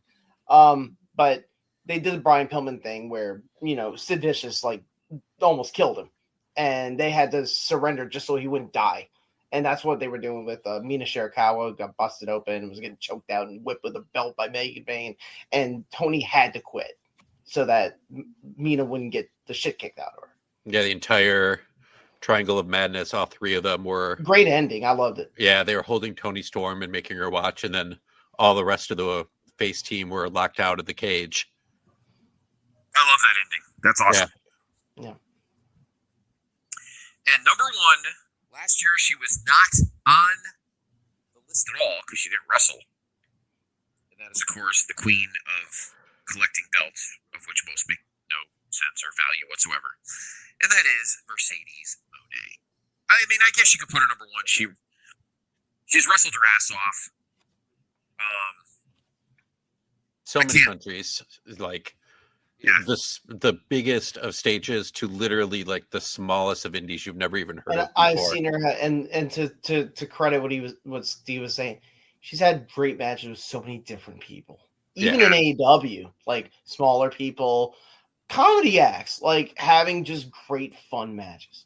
Yep. No, I'll give her that. I will give her that. I get it. And also physically, here on the show that I'm not a big fan, but I'll also say physically, she's avoided injuries. She's running hard, and she's sort of like leading her matches as the veteran. A lot of people lean on her, and all of her matches have been just very, very good at the worst. Some honorable mentions, or those that were Julia stayed where she was at 21. I'm not a fan of that. I think she should have moved up. Roxanne Perez dropped 11 spots to 22. Sol Ruca moved up 84 spots from 107 to 23. I like that. I've seen her a few times now. I think she's got a ton of potential. She had an injury, but I think she's back. Yeah. Speaking of Mina Shirakawa, she dropped 10 spots from 16 to 26. Willow Nightingale dropped 19 spots from 8 to 27. Chelsea Green, what a year she had. Mm-hmm. She moved up 84 spots from 112 to 28. And she was an NWA. Just fathom that, too. Charlotte Flair was not on the list last year. This year, she's at 29. Let's see. Megan Bain moved up 8 spots, as Steve said, from 41 to 33. Rio dropped 9 spots from 25 to 34. It's a different Rio. Yes, it's spelled differently. I always get confused by that. Yeah, I just noticed that too. My girl Kenzie Page, the former NWA Women's World Champion, dropped from 24 to 35, and she's no longer the champion. She lost to Natalia Markova. Kalani Jordan is 40. Fallon Henley's 41. Steve's favorite, Jody Threat, is 43. Sure. Danny Luna, 45. Queen Aminata, Boogie's girl, 47. Yeah, Lola she got a Vice. neck injury, though. She's out for a while. Yeah. Lola Vice, 48. Jade Cargill. Yeah. Dropped 9 spots from 44 to 53. What do you think of that? It could have been worse. Jamie Hayter, last year not in it. This year at 54. Yeah, she was injured for. Yeah, Of she course. busted her teeth pretty bad in the war game. Oh, the Mullen Guts match. I saw that. I'm pretty sure I saw the teeth fall They took out. I think what happened is Megan May took a chair while she had a trash lid on her face, and she threw the chair at the trash lid. And Yeah. I think the trash lid got her. Busted her, yeah. I thought I saw something come out. Yeah. Someone who's ranked kind of lowish here that you might not bring up, but I love her. She's in Ring of Honor. Billy Starks. Mm-hmm. Billy Starks is 98. 98. Oh, that seems low. Bianca Belair is, I mentioned her, 56. Natalia Markova, the current NWA Women's Champion, is 60. She went up 104 spots. Jada Parker is 63. Tiffany Nieves, another NWA stalwart, she's 69. Bailey is 70. She dropped 63 spots. Giselle Shaw, 71. Lash Legend, 73. Natalia, 74. How the fuck is she in the top 100? I mean, maybe for her indie stuff, she doesn't even really wrestle much in WWE. No, she really hasn't. She's been doing AAA. She's been doing GCW special shows. Yeah, she's been doing Evolve matches and main event. I know. Indy Hartwell went from not on this to 91. I'll tell you, it's too low. Tatum Paxley's 185. That's too low. Yeah, that's a little low. Thunder Rosa, who pretty much just does Instagram videos, in her way too high. I think she's gonna retire soon. To be honest, she's doing right now is doing Instagram videos in her underwear. Pretty much all she's doing right now. I've met her once. She is so kind. She is so nice. Yeah, I can see that. I think her time. I think just age wise, and that she kind of was coming to the end of her peak right when AEW started. Yeah. That there just wasn't an opportunity for her when she was at her actual peak. I loved her in NWA when she was NWA Women's Champion. Her and Camille had some banger matches. And she showed up on Ring of Honor a couple times, that 16, 17 time period. Who was she in a tag team with? They were both had painted faces. I just can't remember. Shit, I can't either now. Both from Mexico. Yeah, I can't remember. Fuck.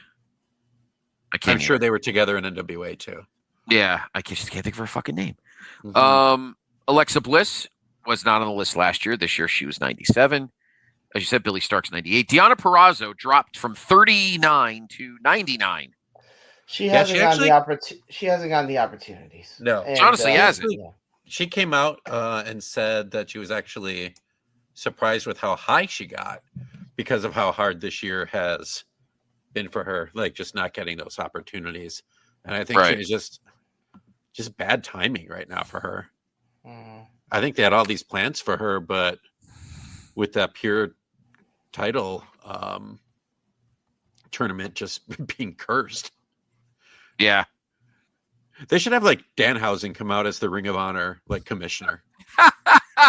And it's just like, I put a curse on this pure title tournament. I put a curse on the women's tag team. Oh, that's funny. Rosemary 175. There are a lot of new ones on the list. Shotzi Blackheart is back on the list. She wasn't on it last year. B Priestley. Speaking of B Priestley, we'll talk about her in a minute. She was not on the list last year. This year she's 181. Yeah, Tatum Paxley 185. That seems like Charlie a bit Cameron making her debut at 138. Yeah. Aja She's Khan been a lot of 196. Wait a minute, she still wrestles? That's crazy. Wow, she's 196. Damn. How old is she? I don't. She's got to be in her 40s, right? Let me say, God, they she got was born Kylie in Ray. 1970. Kylie Ray is on here. Like, I think she's retired. She is. She came back. She was doing. I'm sorry. I know too much about her. She was doing Evolve and like WWE ID program, and then she's pregnant right now, and so of course WWE dropped her. And shout out to Piper Niven. She's on this list at 105. She has a major injury, so hopefully she can recover from that. I thought she had a decent year as like Chelsea Green's heater. Mm-hmm. And Miss Irrelevant, kind of like the draft, at number 250 is Manami. Yeah, I don't know who that is. I don't either. Well, there's a lot of people. Someone in Stardom who's just wrestling a little bit. Gotcha. Who's only freaking 21 years old. All right. So to recap the top 10 of the PWI Women's 250, 10 through 1, Rhea Ripley, Naomi, Sari, Athena, Io Sky, Stephanie Vaquer, Tiffany Stratton, Saya Kamatani, Tony Storm, and number 1 for 2025, Mercedes Moné. So there we go. There's a wrestler called Matcha. Is she just like just tea? Is she a cup of tea? Is this the first time, guys, that an AEW wrestler oh, never mind. I forgot. Cody was number 1, not John Dean Ambroxley. Never mind. I was going to say, have we had number 1 for a number 1 for both the men and women in the same promotion? Well, yeah, because WWE. I don't think AEW's had both though. No, I don't remember. I don't think so. Who was when this year? Obviously, Cody. Who was number 1 in 2024? Kenny was. I must be in the wrong year here. Oh, okay. I think Cody was number 1 in back-to-back years. I think you're right. Yeah, he was. Yeah, 25, 24. Okay, because I thought maybe somebody was number 1 with Tony at number 1 for the women. So Kenny was 2021. That's the last time an AEW wrestler, male, was number 1. Indeed. I want to see who the number 500 wrestler was in 1991. Don't take a guess. Earthquake. In 1991, who was the number 1 or the number 500? Number 500. In 1921, I don't know. Like, oh my God! I love it. It was Zeus. It was Zeus. It was Zeus. That's amazing. Oh, Dwayne Gill was $4.99. That obviously on purpose. Wonderful. Oh my God! Look, it's Conquistador 1. My God, Farmer Boy Ellis, Tamba the Flying Elephant. There was a wrestler called Tamba the Flying Elephant. Yeah, he's also here. It's me, Tiffany Stratton, and Tamba the Flying Elephant. Well, they're Tamba and Tiffany. Tamba's the new boyfriend, and they're watching the whatever football game is on. Bobby Heenan was $4.65. I didn't realize Bobby was still wrestling in 1991. Yeah, He wasn't. a weasel All right. Anyway, there's your PWI Women's 250 for 2025. Love it. Congratulations to Mercedes Moné. All right. Time now, guys, to go back into the vault for this episode's version or this episode's edition of the Main Event Archive. And we're going to go to October 9th, 2019 for the second ever episode of AEW Dynamite. Of course, the first episode was in Washington, D.C.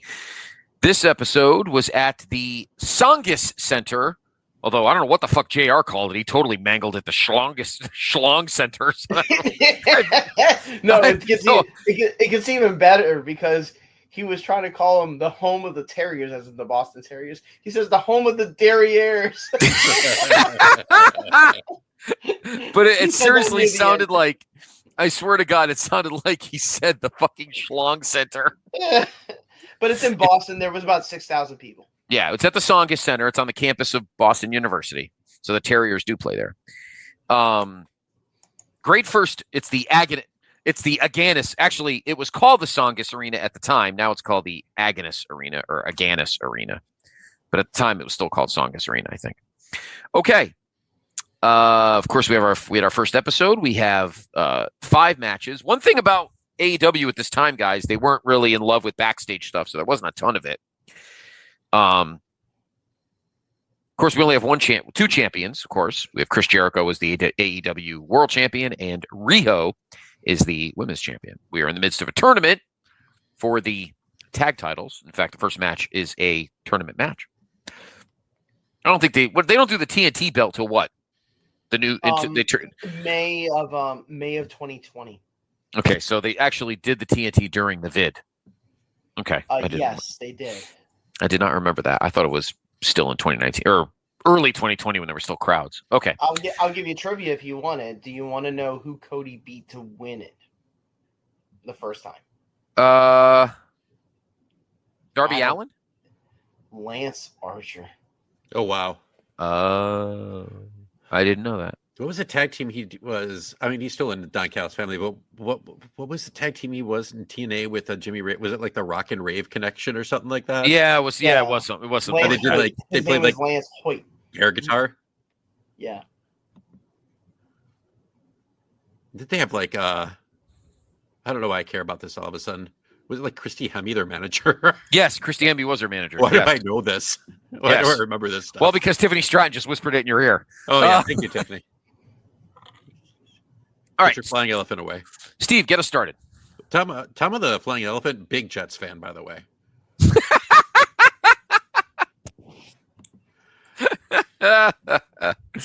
Let's see. Maybe they should be on.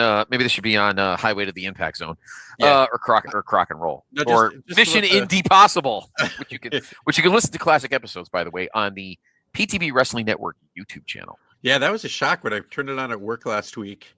And I had some time, and I immediately heard my voice, and it was like a 20-minute, like, what did Brad call Pod Blast of Mission Impossible? I was like, whoa, where did this come from? Do you love hearing your like voice? A Matt Riddle match from some indie.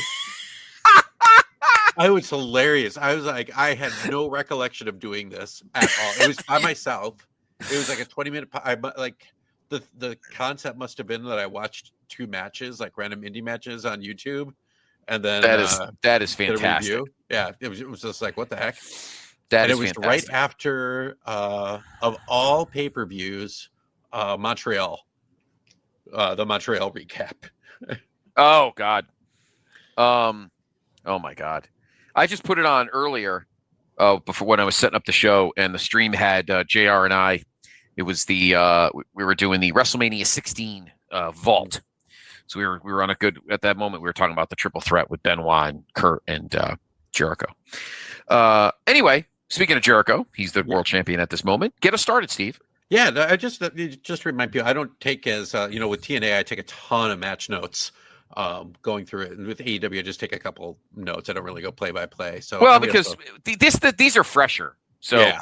And if you try to do play-by-play for these matches, you blow your brains out. So yes. It's on the action's fast. Yeah, right. A couple things that I noticed right off. It's easy to do play-by-play for a Brian Lawler match. For the ladder match between Brian Lawler and Dusty Rhodes. Dusty, yeah, Dusty, third rung, fourth rung. One thing that I noticed right away, a positive and a negative. The positive were. And I wish they would do this more often, actually.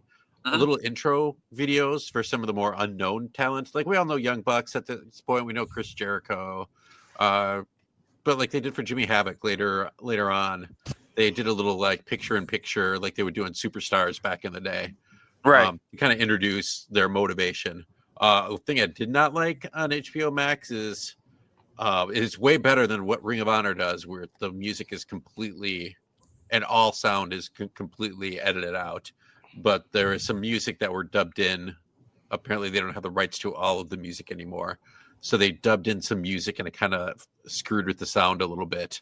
I noticed that. I noticed that today when I was watching. I was kind of saddened by that. You'd think they, with it being only in 2019, that they would have been able to do the mix a little bit better, even if they had different. I'm no expert on that kind of stuff. Right. But first match right away was part of the tag team tournament, and it was a huge upset. This was a really, really big deal at the time. I agree. I remember Private Party defeated the Young Bucks.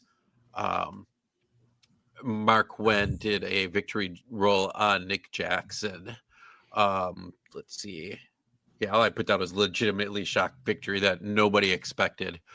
There were some of the other teams were at ringside. I actually kind of thought that was cheesy, like cheering on like SCU. Yeah. And what's the name of Jack Evans and Angelico? Did they have a tag team? Too. Yeah. Yeah, they were more of an AEW Dark team at this point. But yeah, they're not good acting by them. And it was really to get over that Private Party could high fly with the Bucks. They could do the same things they can, and the Bucks, absolutely being shocked and surprised. It was, let's see, for all that we were talking about earlier in the show about Meltzer like being just a huge AEW fan, not as much early on, because he only rated one match from the show, and that was this one. He gave this 4.25. 4.25. Yeah, he did not rate any other match at all. Not even like 1 star or anything. He just didn't even. He might have watched. Yeah, I noticed that on when I've been doing my classic on my 2 chrono watches. I noticed that he picks his spots. There was a match on. It was yesterday. I was watching Raw from the night after No Way Out 04, the one where Eddie beat Brock, and Benoit and Shawn wrestled, and Dave gave it 4.5. So, because they were setting up the whole triple threat thing at 20. I enjoyed this match. I'm not a big Private Party fan. You know how I feel about the Bucks, but was this the whole thing? Do you think this was like Tony Khan telling all these guys you may want to not win all the belts, and that's why the Young Bucks lost here? I think they wanted to and show the fans as well that, hey, it's just not going to be Cody, Bucks, and Omega, and the Bucks like, to their credit, and they've been doing it this entire year, are not afraid to make jackasses out of themselves. They're not afraid to lose. Correct. I mean, they've basically been like jobbers having good matches this year. They've been losing at pretty much every match, and it's going to lead them to turning face probably pretty soon. But yeah, they wanted to set the tone that, okay, it's not going to be all the guys making it to the finals. It's not going to be just SCU, just the Bucks, just Kenny. I'm trying to think of just Moxley, just Jericho. Right. All the guys we want to introduce new people. Kind of a Private Party, man. Where have they been? What are they like? Yeah, the Private Party has, at least according to Cage Match, has not wrestled in AEW since January. They dropped the tag belts to Hurt Syndicate, and they haven't. Yeah, have not been seen. It's been speculated that they're free agents. Yeah, and they've only wrestled in House of Glory in March, so they're not anywhere right now. Interesting. Yeah, very interesting. They were. They had a lot of buzz behind them. Yeah. I'm not like I don't like ripping at people too much unless they're really, really bad. But Right. they're kind of the poor man's Young Bucks in a way, kind of high flying and Mm-hmm. But yeah, I enjoyed the match overall. It was 13-39, and Private Party will move on now to the next round. And I thought this was a big upset. I could have sworn, if I remember correctly, that they had made it to the final, but I guess they didn't. So Private Party moves on. Next up, we have a number one contenders match for the AEW World Title, which will be defended next week in Philadelphia. It is Darby Allin and Jimmy Jacobs Havoc. Because I can't mishmash. I can't keep the two apart. They're both gothy. They're both bony. Yes. Yeah. It's just Jimmy Jacobs is relatively normal, and Jimmy Havoc's a weird creeper. So Jimmy Havoc's a pervert, and Jacob is had his alcohol problems, but he was a booker though, right? Yeah, he was. He was a writer with WWE for a while until he took the. I was actually at this show. It was at the Ring of Honor show and took a picture with the Bucks and Cody at the end of the show, and they put it on social media, and WWE got really pissed off about it. Well, yeah, I don't blame him. Yeah, and fired him for it, which I thought that part was a little much. I agree. Like suspend him or something. Like it wasn't like it was after the show. It wasn't like he jumped in the ring or anything like that. Right. Yeah. I mean, and he's not an on-air talent, so who gives a shit? No, he was never been an on-air talent. Yeah. And then I think he might still be with TNA. He is with TNA. He was with AEW for about a year. Yeah, as a writer, and now with TNA. He's a very brilliant mind. Yeah. I agree. We did miss something though, Scott. We missed Goldilocks. No, not Goldilocks. Chris Jericho. We wish it was Goldilocks. Yeah. Oh, I thought that was later in the show, that the Jericho promo. Sorry. Yes, you're right. Yeah, we can cut back to it. We can. That's fine. So out came the Inner Circle, which is Jericho, Santana, Ortiz, Sammy Guevara, and Jake Hager. And Jericho did his usual spiel. Of course, we get the WWE dig because that was the sexy thing to do for the first, 8 months of the history of the promotion, or the 8 months of the show. It was an okay line. It was like we the people sucks and it's dead and buried, because the crowd was chanting "We the people." He called it a stupid idea from bad creative. Yes. And it was like he was just playing the heel and trying to. That was ad-libbed for sure. Yeah. Oh yeah, I agree. I thought this promo was elementary, but it did a very good explanatory job of just, let's introduce the heels. This is the faction. This is why I put them together. Here they are one by one, and now I'm going to surround them so that I can protect my AEW World Title. That was the whole point of the whole thing, and it established it really quickly. Yes. In fact, I don't think anybody in the ring does any talking except for Jericho. Correct. Yeah, Hager just stood there. Hager didn't move his eyeballs. Yeah. Which I thought was amazing. Hager. But he didn't move his eyeballs. I mean, Jericho is establishing himself. They've already announced for, I think it's November 9th, the inaugural Full Gear. Of course, Jericho defends the title against Cody, and we'll talk more about that match. We'll talk about that match as the night progresses, and Big Brother's going against Chris Jericho in our main event. We'll get to that in a minute as well. Yeah. All right. So now we have the match I had mentioned, which is a number one contenders match for the aforementioned Chris Jericho's AEW World Title, to take place next week on the October 16th episode from Philly. It is Darby Allin against Jimmy Jacob Havoc's John Jacob Jingleheimer Schmidt Havoc.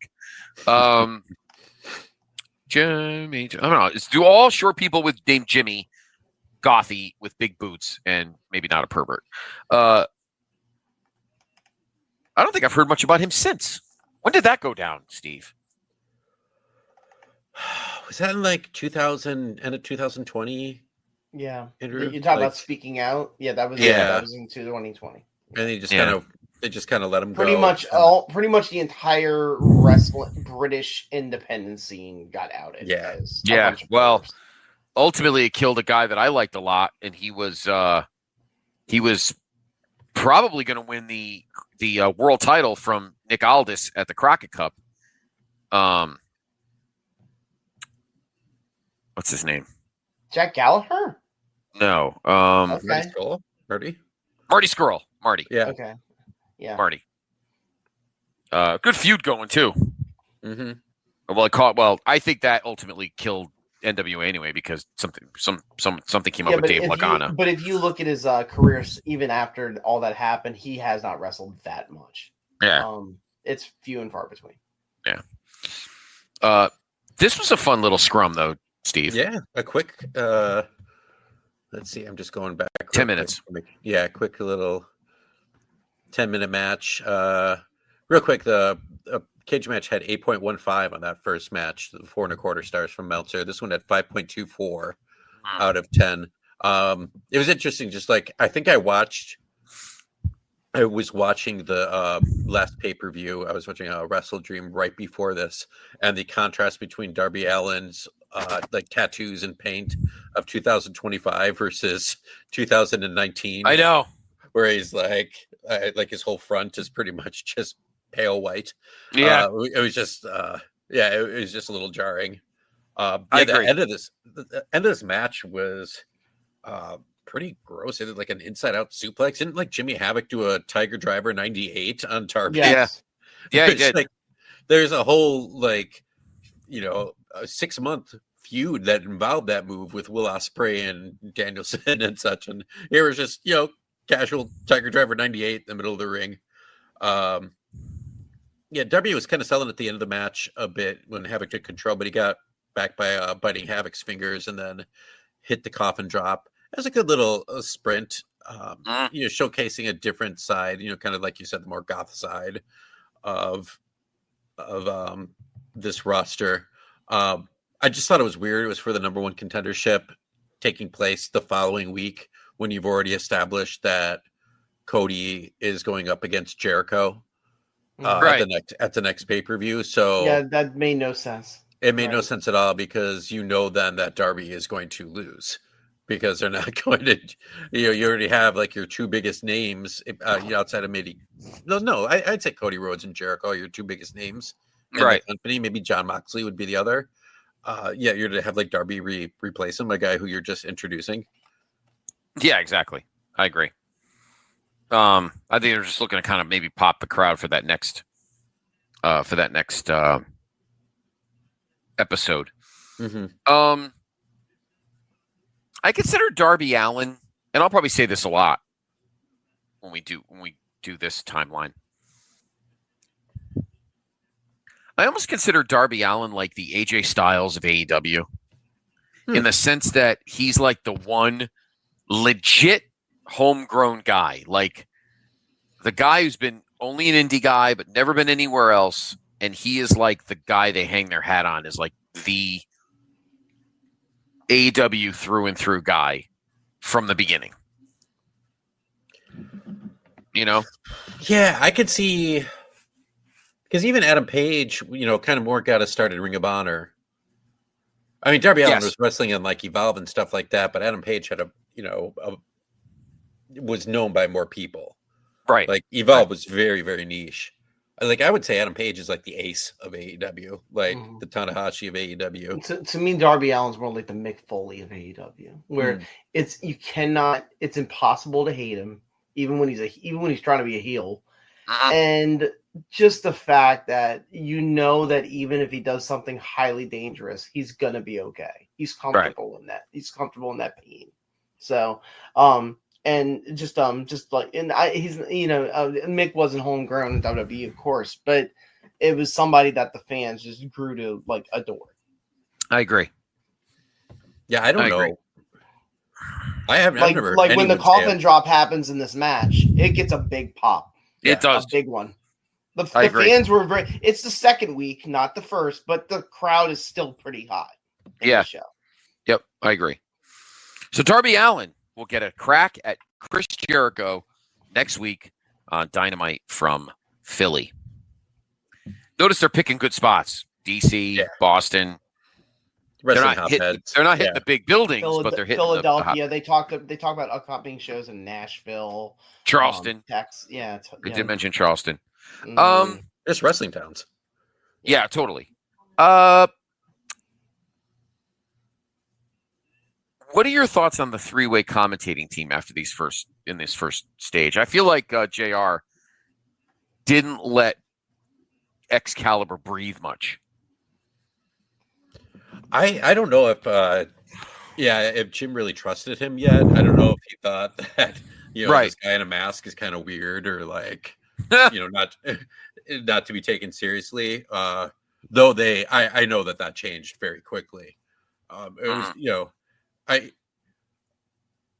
Ross is used to doing the play-by-play, right? And that's not what they wanted. They wanted Excalibur to do the play-by-play. He knows all the moves. And they wanted Ross to go more towards color commentating. Not like the Jerry Lawler mode, but like similar. Where, I don't know if he knew how to be the second fiddle when he's always been the first. Yeah. True. Yeah. That's a fair assessment. Yes. Yep. No, I like that idea. And Excalibur is learning. He's learning. He's not there yet. Yeah. He's still got those PWG, the gips. But when he's really focused and like he has this respect for almost like pronouncing the names that I always liked. Like he even makes sure to say Emi Sakura's name right. Yeah. Not every announcer does that. He has an incredible historical knowledge. He always has. But when he announced in PWG, it was a bunch of fucking around. I mean, there was a lot of like, haha. Him and Kevin Owens just laughing it up. Yeah. Yeah. Chuck Taylor oh God, when he and Kevin Owens worked together, it was just great. Just like two guys having the time of their lives. Yeah. But it wasn't, serious television presentation, which is why they needed Jim Ross and Tony Schiavone there.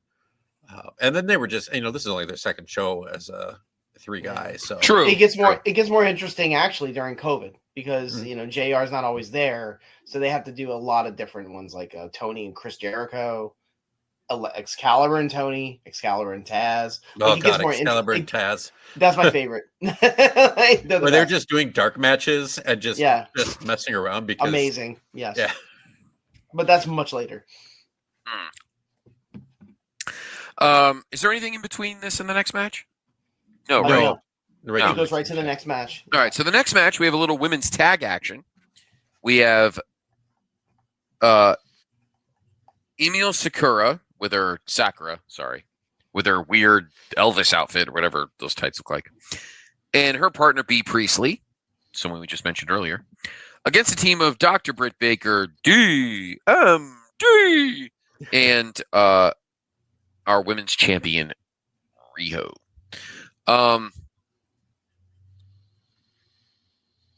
Britt Baker has definitely evolved, no pun intended,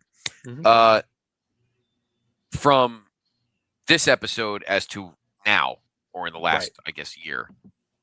She's definitely grown. I thought her name was Dr. Britt Bronzer because she has so much bronze on her face. Yeah, she looks nice. She looks amazingly toasty. She's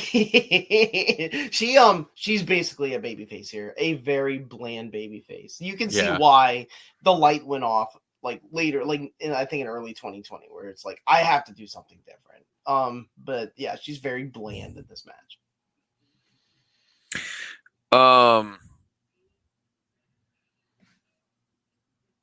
And Emi Sakura was, and they mentioned this on commentary again, why it's great that Excalibur is there and why they need it, because Jim Ross would have no idea about any of these people. Right. But she was Riho's trainer.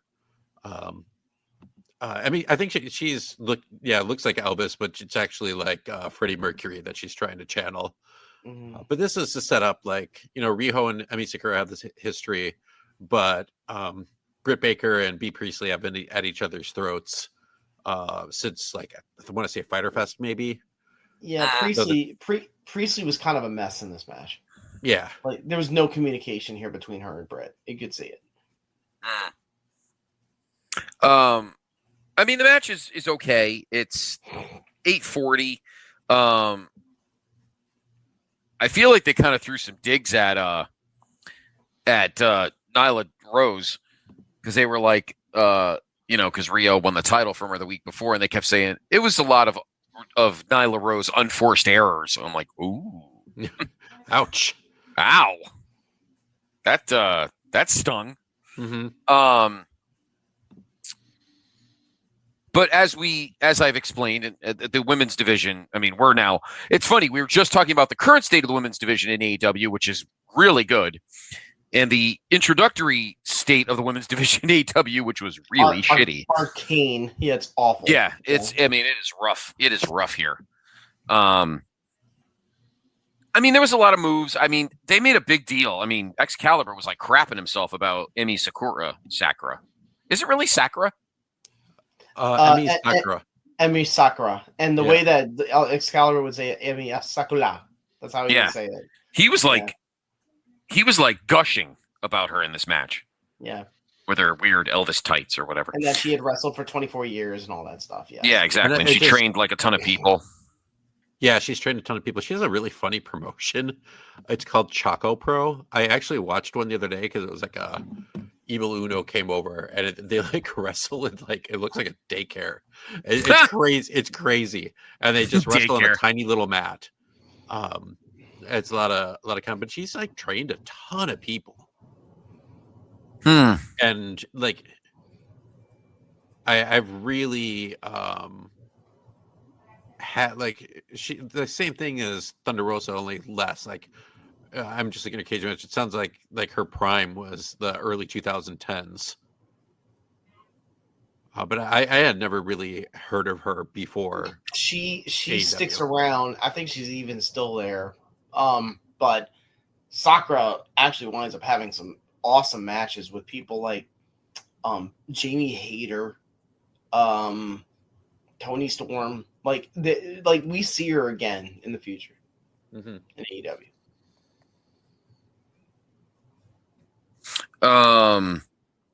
Yeah, and I mean, again, they grow, and I feel like even Dr. Britt grew from here. She wasn't as bronzy as she would eventually be, but she was pretty sexily bronzied. But Britt Baker and Riho get the win. Then we go to a match that surprised me. Well, maybe not. John Dean Ambroxley taking on Sean Spears and trying to get Tully Blanchard to put him over to help get Sean Spears over. I don't know if that entirely worked, but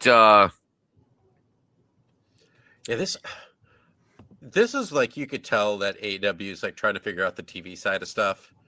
Even though I think Keith Mitchell was there at this point already. Yeah, he was the main guy. Orange Cassidy in the crowd with the best friends, and all of a sudden the lights completely go off. And you think it's like some sort of, debut or something, but it turns out it's just Sean Spears coming out. It was just like there was no transition whatsoever. And then Pac came out on commentary as well, which is also a terrible idea because he had no idea what he was doing, and there were 4 people on at the table, so that made it even more difficult. So, like production wise, that was huge negative in my eyes. But yeah, this is Mox's first match in AEW, and a forgettable one. Yeah. The only thing that Pac said in commentary in terms of storyline, which was important, was that he was pretty upset about not getting the title shot himself.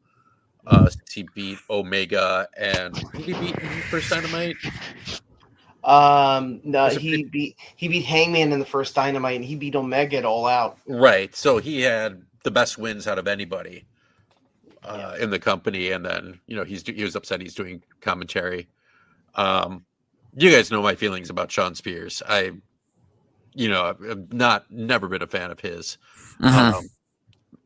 Mox is just kind of figuring his character out at this point. because he just did a little bit of New Japan stuff, and then this Spears he almost murdered him on the floor. It was like a running DVD. A DVD, yeah, I saw that. It hit him right on the Moxley hits the floor on the top of his head. Moxley also, now I think he wore this for like a good year, but he wears biker shorts. Yes, yep. And I think he wore that for quite a while. Yeah, he was wearing the pants, but that's what he was wearing in the beginning. Yeah, when he went to Japan, to New Japan for that little bit, he was trying to rider. kind of be a shooter type. Mm-hmm. Yeah. Also, no Wild thing yet. That wasn't until 2 years later. So it's like this very generic. Yeah, I saw that. Yeah, they're trying to learn it. And also they do things like they show on the broadcast side the Tron, and then they fade into the entrance. Well, they don't do that anymore. But in the beginning part with Keith Mitchell, that's what they do. So it's learning. It's all baby steps of how to learn how to do a wrestling production. The only funny thing about Pac was that Pac is pissing and moaning the whole time. And at the very end, when the match is over, he goes, "Gentlemen, it's been a pleasure." Which made me laugh. that is pretty funny. Yeah, again, very basic and very to the point. Obviously, Mox is not in any, obviously he's their big get because he's the disgruntled, guy. Yeah, I actually didn't mind the Ty Dillinger character because it seemed to kind of be in his niche, but trying to be minorly somewhat serious here, I just don't buy it. But then he still does the freaking 10 thing when he comes out. Yeah, it's just absolutely. He's a loser. I just don't understand him. Yeah, he's a loser, as Rick Martel would say. Now, the post-match is a mess. It's fun, but it's a mess. Yes, elaborate, Steve. Oh, yeah, I barely even remember this. Oh, yeah, Kenny came out, Omega, reprising his cleaner gimmick when he first debuted in New Japan, having a barbed wire bat and a broom. It was a baseball bat and a broom covered in barbed wire. Yeah. But then Pac hits Omega from behind with a chair, which... Again, I just had watched the pay-per-view, the October pay-per-view, before watching this. And, inadvertent long-term storytelling where Pac and Moxley are in the Death Riders today. Yeah. Oh, that is funny. Oh, Pac is built like his arms. He looks like 1999 Macho Man Randy Savage. Yeah, he's incredible. He's still incredible right now. Yes, right. Yeah. Yeah, I agree. That's insane. But the thing that made me laugh about it is, okay, I have a barbed wire bat and a barbed wire broom in my hand. So if I want to offer a weapon of choice to my rival, I'm gonna not give him the fucking bat. Yeah. Give him the broom, moron. And when he gives him the funny. bat, and then Pac gets him from behind, Moxley's upset because he doesn't want Pac to rain on his parade. Moxley looks at Omega "Oh, here's my chance," and he doesn't take it. Yeah. And it's okay, I thought you're going into a blood feud for a full year, and you refrain from beating the shit out of him. Okay. It's just weird. Just a weird segment. It was a weird segment. I agree. They continue promoting the Dynamite for next week from Philly, which of course will be headlined by Jericho defending the title against Darby Allin. And our main event, speaking of Chris Jericho, he and Sammy Guevara taking on Hangman Page and Dustin Rhodes. I was surprised I wonder if Jake Hager was hurt, because no disrespect to Sammy, but wouldn't you want to show off your new toy? It depends on what your new toy can do. If it's just a little Megatron and it just sits there and like a big block, then that's what you do. All right. Yeah, he did a lot of staring in the promo, which I think was the point. Yeah. Obviously, with Dustin in the match, this is to push the agenda with Cody and Jericho. I just realized Jericho's wrestling with a T-shirt on. Does not surprise me because he's a little flabby boy right now with his giant divot in his chest. He's got the to be fair, when he's doing the promo, he's wearing a jacket like showing his abs. So I don't know why he wore the shirt to start the match. That was a little weird. Yeah, I thought it was a little weird too. But anyway, they get the win in 13-27. So Hangman Page after losing, he's lost 3 straight matches now. He lost to Jericho at the pay-per-view. He lost his first Dynamite match to Pac, and now he loses here in the tag with Dustin Rhodes. And of course, they beat the shit out of the Bucks. And then Cody comes out, and it just becomes a whole big. And then obviously Santana and Ortiz come out, and the Inner Circle stands tall as we go off the air with this second episode. Yeah, there's some fun stuff here. The lights out thing does become. This is a Tony Khanism where he loved it in ECW and he uses it way too much, and it's going to be used a lot, and we're going to hate it. But they do it for Cody. So Cody's in the ring. The moment lights come back on, he does the jumping. MJF teases a heel turn and doesn't do it, which is fine because not everybody knew who MJF was at that point. But here was the best one. So Jericho is going up the ramp with the belt. Darby Allin comes down on a skateboard and awesome. jumps him. Yeah. That was one of the moments I always remembered in the early days of AEW. It was just a really cool. That's the thing about Tony Khan. And you were talking about what's the difference between in Dynamite today and the way it was when it started. The thing I will say that's definitely different from Dynamite now versus what it was then is that Tony was always sticking to the same format because it was a good format. Start strong. Finish strong. So if you have 2 segments that you really like the most, put one first, put one last. And these were the 2 things. The Young Bucks getting shocked in an upset to start the show, and Darby Allin doing a really rad spot to jump the champion in the end spot during a schmoz. So a really exciting frantic ending. What'd you think of the ending, Steve? Tony Schiavone said we should have said we're desperately out of time. There's just a lot. They're just throwing a lot at the play, at once, and they are trying to get everyone over. They want it to seem different and vibrant. Yeah. What's that? Vibrant. Yeah. Yeah. So you're already have your big heel team now, and so they have to have protagonists, and it can't just be Cody and Dustin. I didn't really like the MJF thing just because I had just seen him at All In and such, and so he kind of knew who the character was, so it just seemed weird that he was Cody, with Cody. But yeah, Bucks come out to help Cody, which makes sense.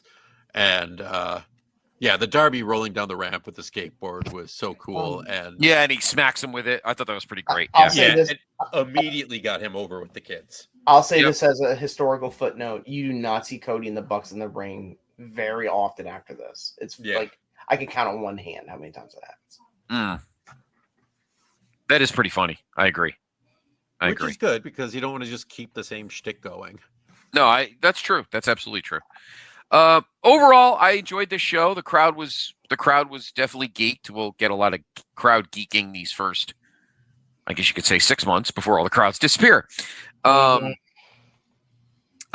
Solid build to Full Gear. I think pretty much just the one match so far. I don't know what rounds the pay-per-view will have because that's on November 9th. And I think they said there's an episode at the end of. Is it the end of October? I think the end of October. I think it's the end of There's 3 episodes left before Full Gear. Yeah, actually, 4.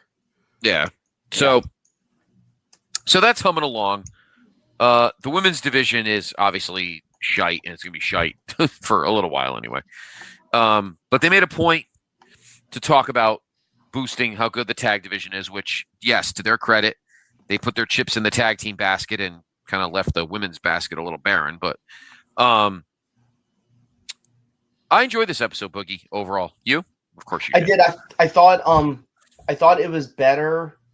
Yeah, I don't have a problem saying I thought it was better than the premiere. I thought the premiere was a good, and I think we talked about it when we reviewed it, that it felt like a good introduction, a good way to welcome people into the AEW world. This was more of like, let's explore it.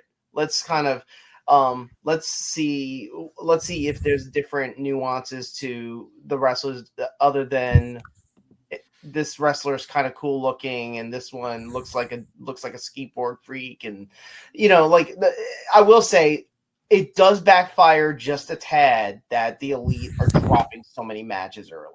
It does backfire eventually, and we'll get to that in future shows because you're going to see what happens in the fallout. But overall, great introduction of the Inner Circle as the heel faction. Darby Allin gets a win. Moxley's first match, so historically has importance, and an okayish tag main, but nothing great. But the upset of the Young Bucks was that's the one that everybody remembers from it. Right. Yeah. Steve, did I ask you? I'll do a little bit of cleaning up if you want me to, really quick, about this week that happened with AEW.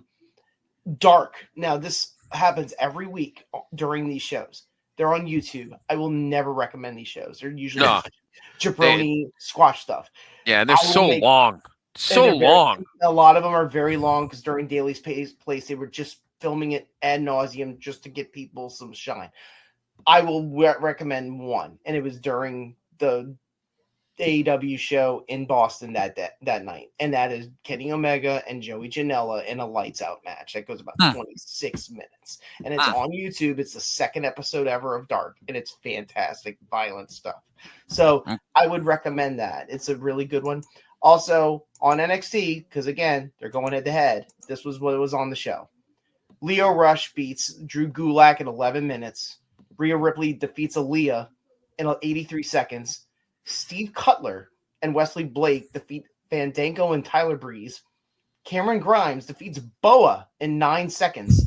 Who's Boa? No clue. Scott, you'll love this one. Roderick Strong defeats Isaiah Swerve Scott in 10 and a half minutes. Wow. Bianca Belair defeats Dakota Kai in 10 minutes. And the main event, and this one was a good one. I bet you Meltzer gave it 5 stars.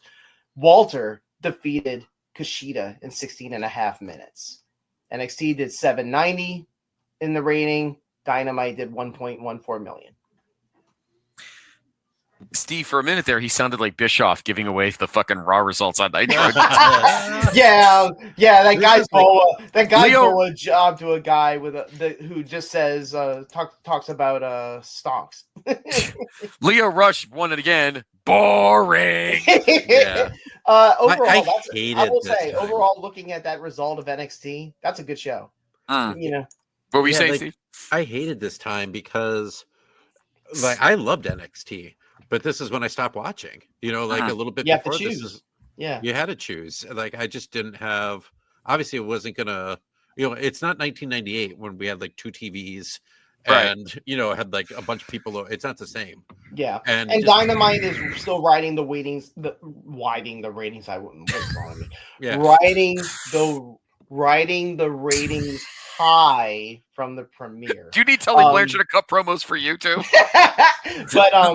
but it does get down to the point that NXT actually starts beating them in November. So it does happen. But they're still riding that high. Walter and Kushida, 2 of my absolute favorites. That was the main event the same night. It was actually going on at the same exact time that was that tag main event. Yeah. The average cage match rating for the show itself was 7.87. So that's pretty solid. For Dynamite or NXT? For Dynamite. Okay. That's 7.87. Let me see what cage match rated for what cage match rates. Let's see. 7.15. Although this says this event is incomplete. Whoever did this on match on Yeah, Leo Rush actually won the cruiserweight title from Drew Gulak in that match. Yes. That was a cruiserweight title change. Caden Carter. Guess in the dark match, Caden Carter defeated. Oh, there's a bunch of matches. Did you mention some of these? I just saw Caden. No, I just saw Caden Carter in AEW. Caden Carter defeated Deonna Purrazzo in a dark match. Yeah, she wrestled Mercedes Moné. Leo Rush won the cruiserweight title from Drew Gulak. Rhea Ripley defeated Aaliyah. Forgotten Sons, you said that, defeated Breezango. Cameron Grimes beat Boa. Roddy Strong beat Isaiah Scott. Bianca Belair defeated Dakota Kai. Did you say that? Yes.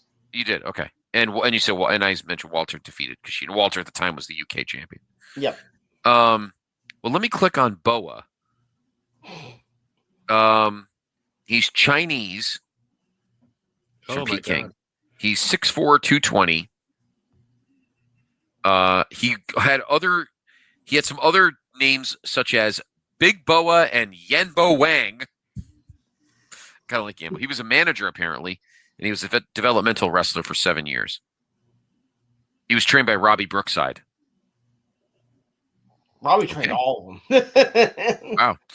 So there we go. So NXT's cage match rating was 7.15. And so less than Dynamite, okay. And Dynamite did 7.8. Yeah, that's fair. I thought this Dynamite was fun. We'll see about the Dynamite next did one. 7.8. So for cage match, we could. I think it'd be cool. We measure this too. So as Boogie mentioned, Dynamite won the cage match night 787 to 715. So I got more breaking news. AEW Dark is coming back. No, we have a new TNA champion. What? Mike Santana just won it. Frankie Kazarian is the new TNA champion. The guy who was celebrating in the stands during the second episode of Dynamite is the TNA champion? Yeah. Wow. And they think they're the second biggest promotion in the world. Get the fuck out of here. Second biggest promotion. And no, so for people who don't understand what I'm saying, Chris Jericho kind of threw shade at AEW in a podcast where he said that about TNA. That's funny. Why is Jericho so pissed off at them now? I think he's just because he didn't renew his contract there because he's going to WWE in January. It's because Jericho wants the Cena treatment. He did a picture recently and he is shredded. Like he dropped a ton of weight. He wants to come back to, probably the Rumble. Yeah. Maybe Jericho wants to be seen his last match. Jericho wants to go wrestle in Saudi. All he wanted was a thank you. We should have listened to him back in 2019. All he wanted was a thank you. All he wanted was a thank you. So there you go. There's your trip down the main event archive. Our next episode, whenever that may be, we'll go back to the other timeline and do the April 16th, 2003 episode of Speaking of TNA. And then the episode after that, we will go back to here for the October 16th, 2019 episode of Dynamite from Philly. That'll do it for this very fun and ramblingly eccentric episode of the main event. Schedule's going to be a little staggery between now and the end of the year. We all have jobs and families and such. And we may be seeing a change of day for now. Main event since its inception, guys. Since its inception, so we're talking all the way back in 2014. Main event has always been on a Friday, and that I think it's always been on a Friday. Has it been any other days? Maybe it's been Thursdays too. No, I feel like it's always been Fridays. Yeah, I guess it was a Thursday. For the most part, it was Fridays, yeah. That may change as Boogie and Steve and I sit here smoking cigars with Tiffany Tiff. So we'll keep you in the loop on that. But you may see main event on another day of the week in 2026. We'll see. Guys, always a pleasure. Always fun going down rabbit holes with you. For Brother Boogie, Brother Steve, our Brother Scott, you've been in the main event. Enjoy new TNA champion Frankie K tonight at Turning Point, and we'll talk to you soon. Hey guys, did you see all those names on the Epstein list? I did. There were a ton. Talk about an inner circle. Thank God you didn't say inner circle. Never mind. Shut up, Scott. What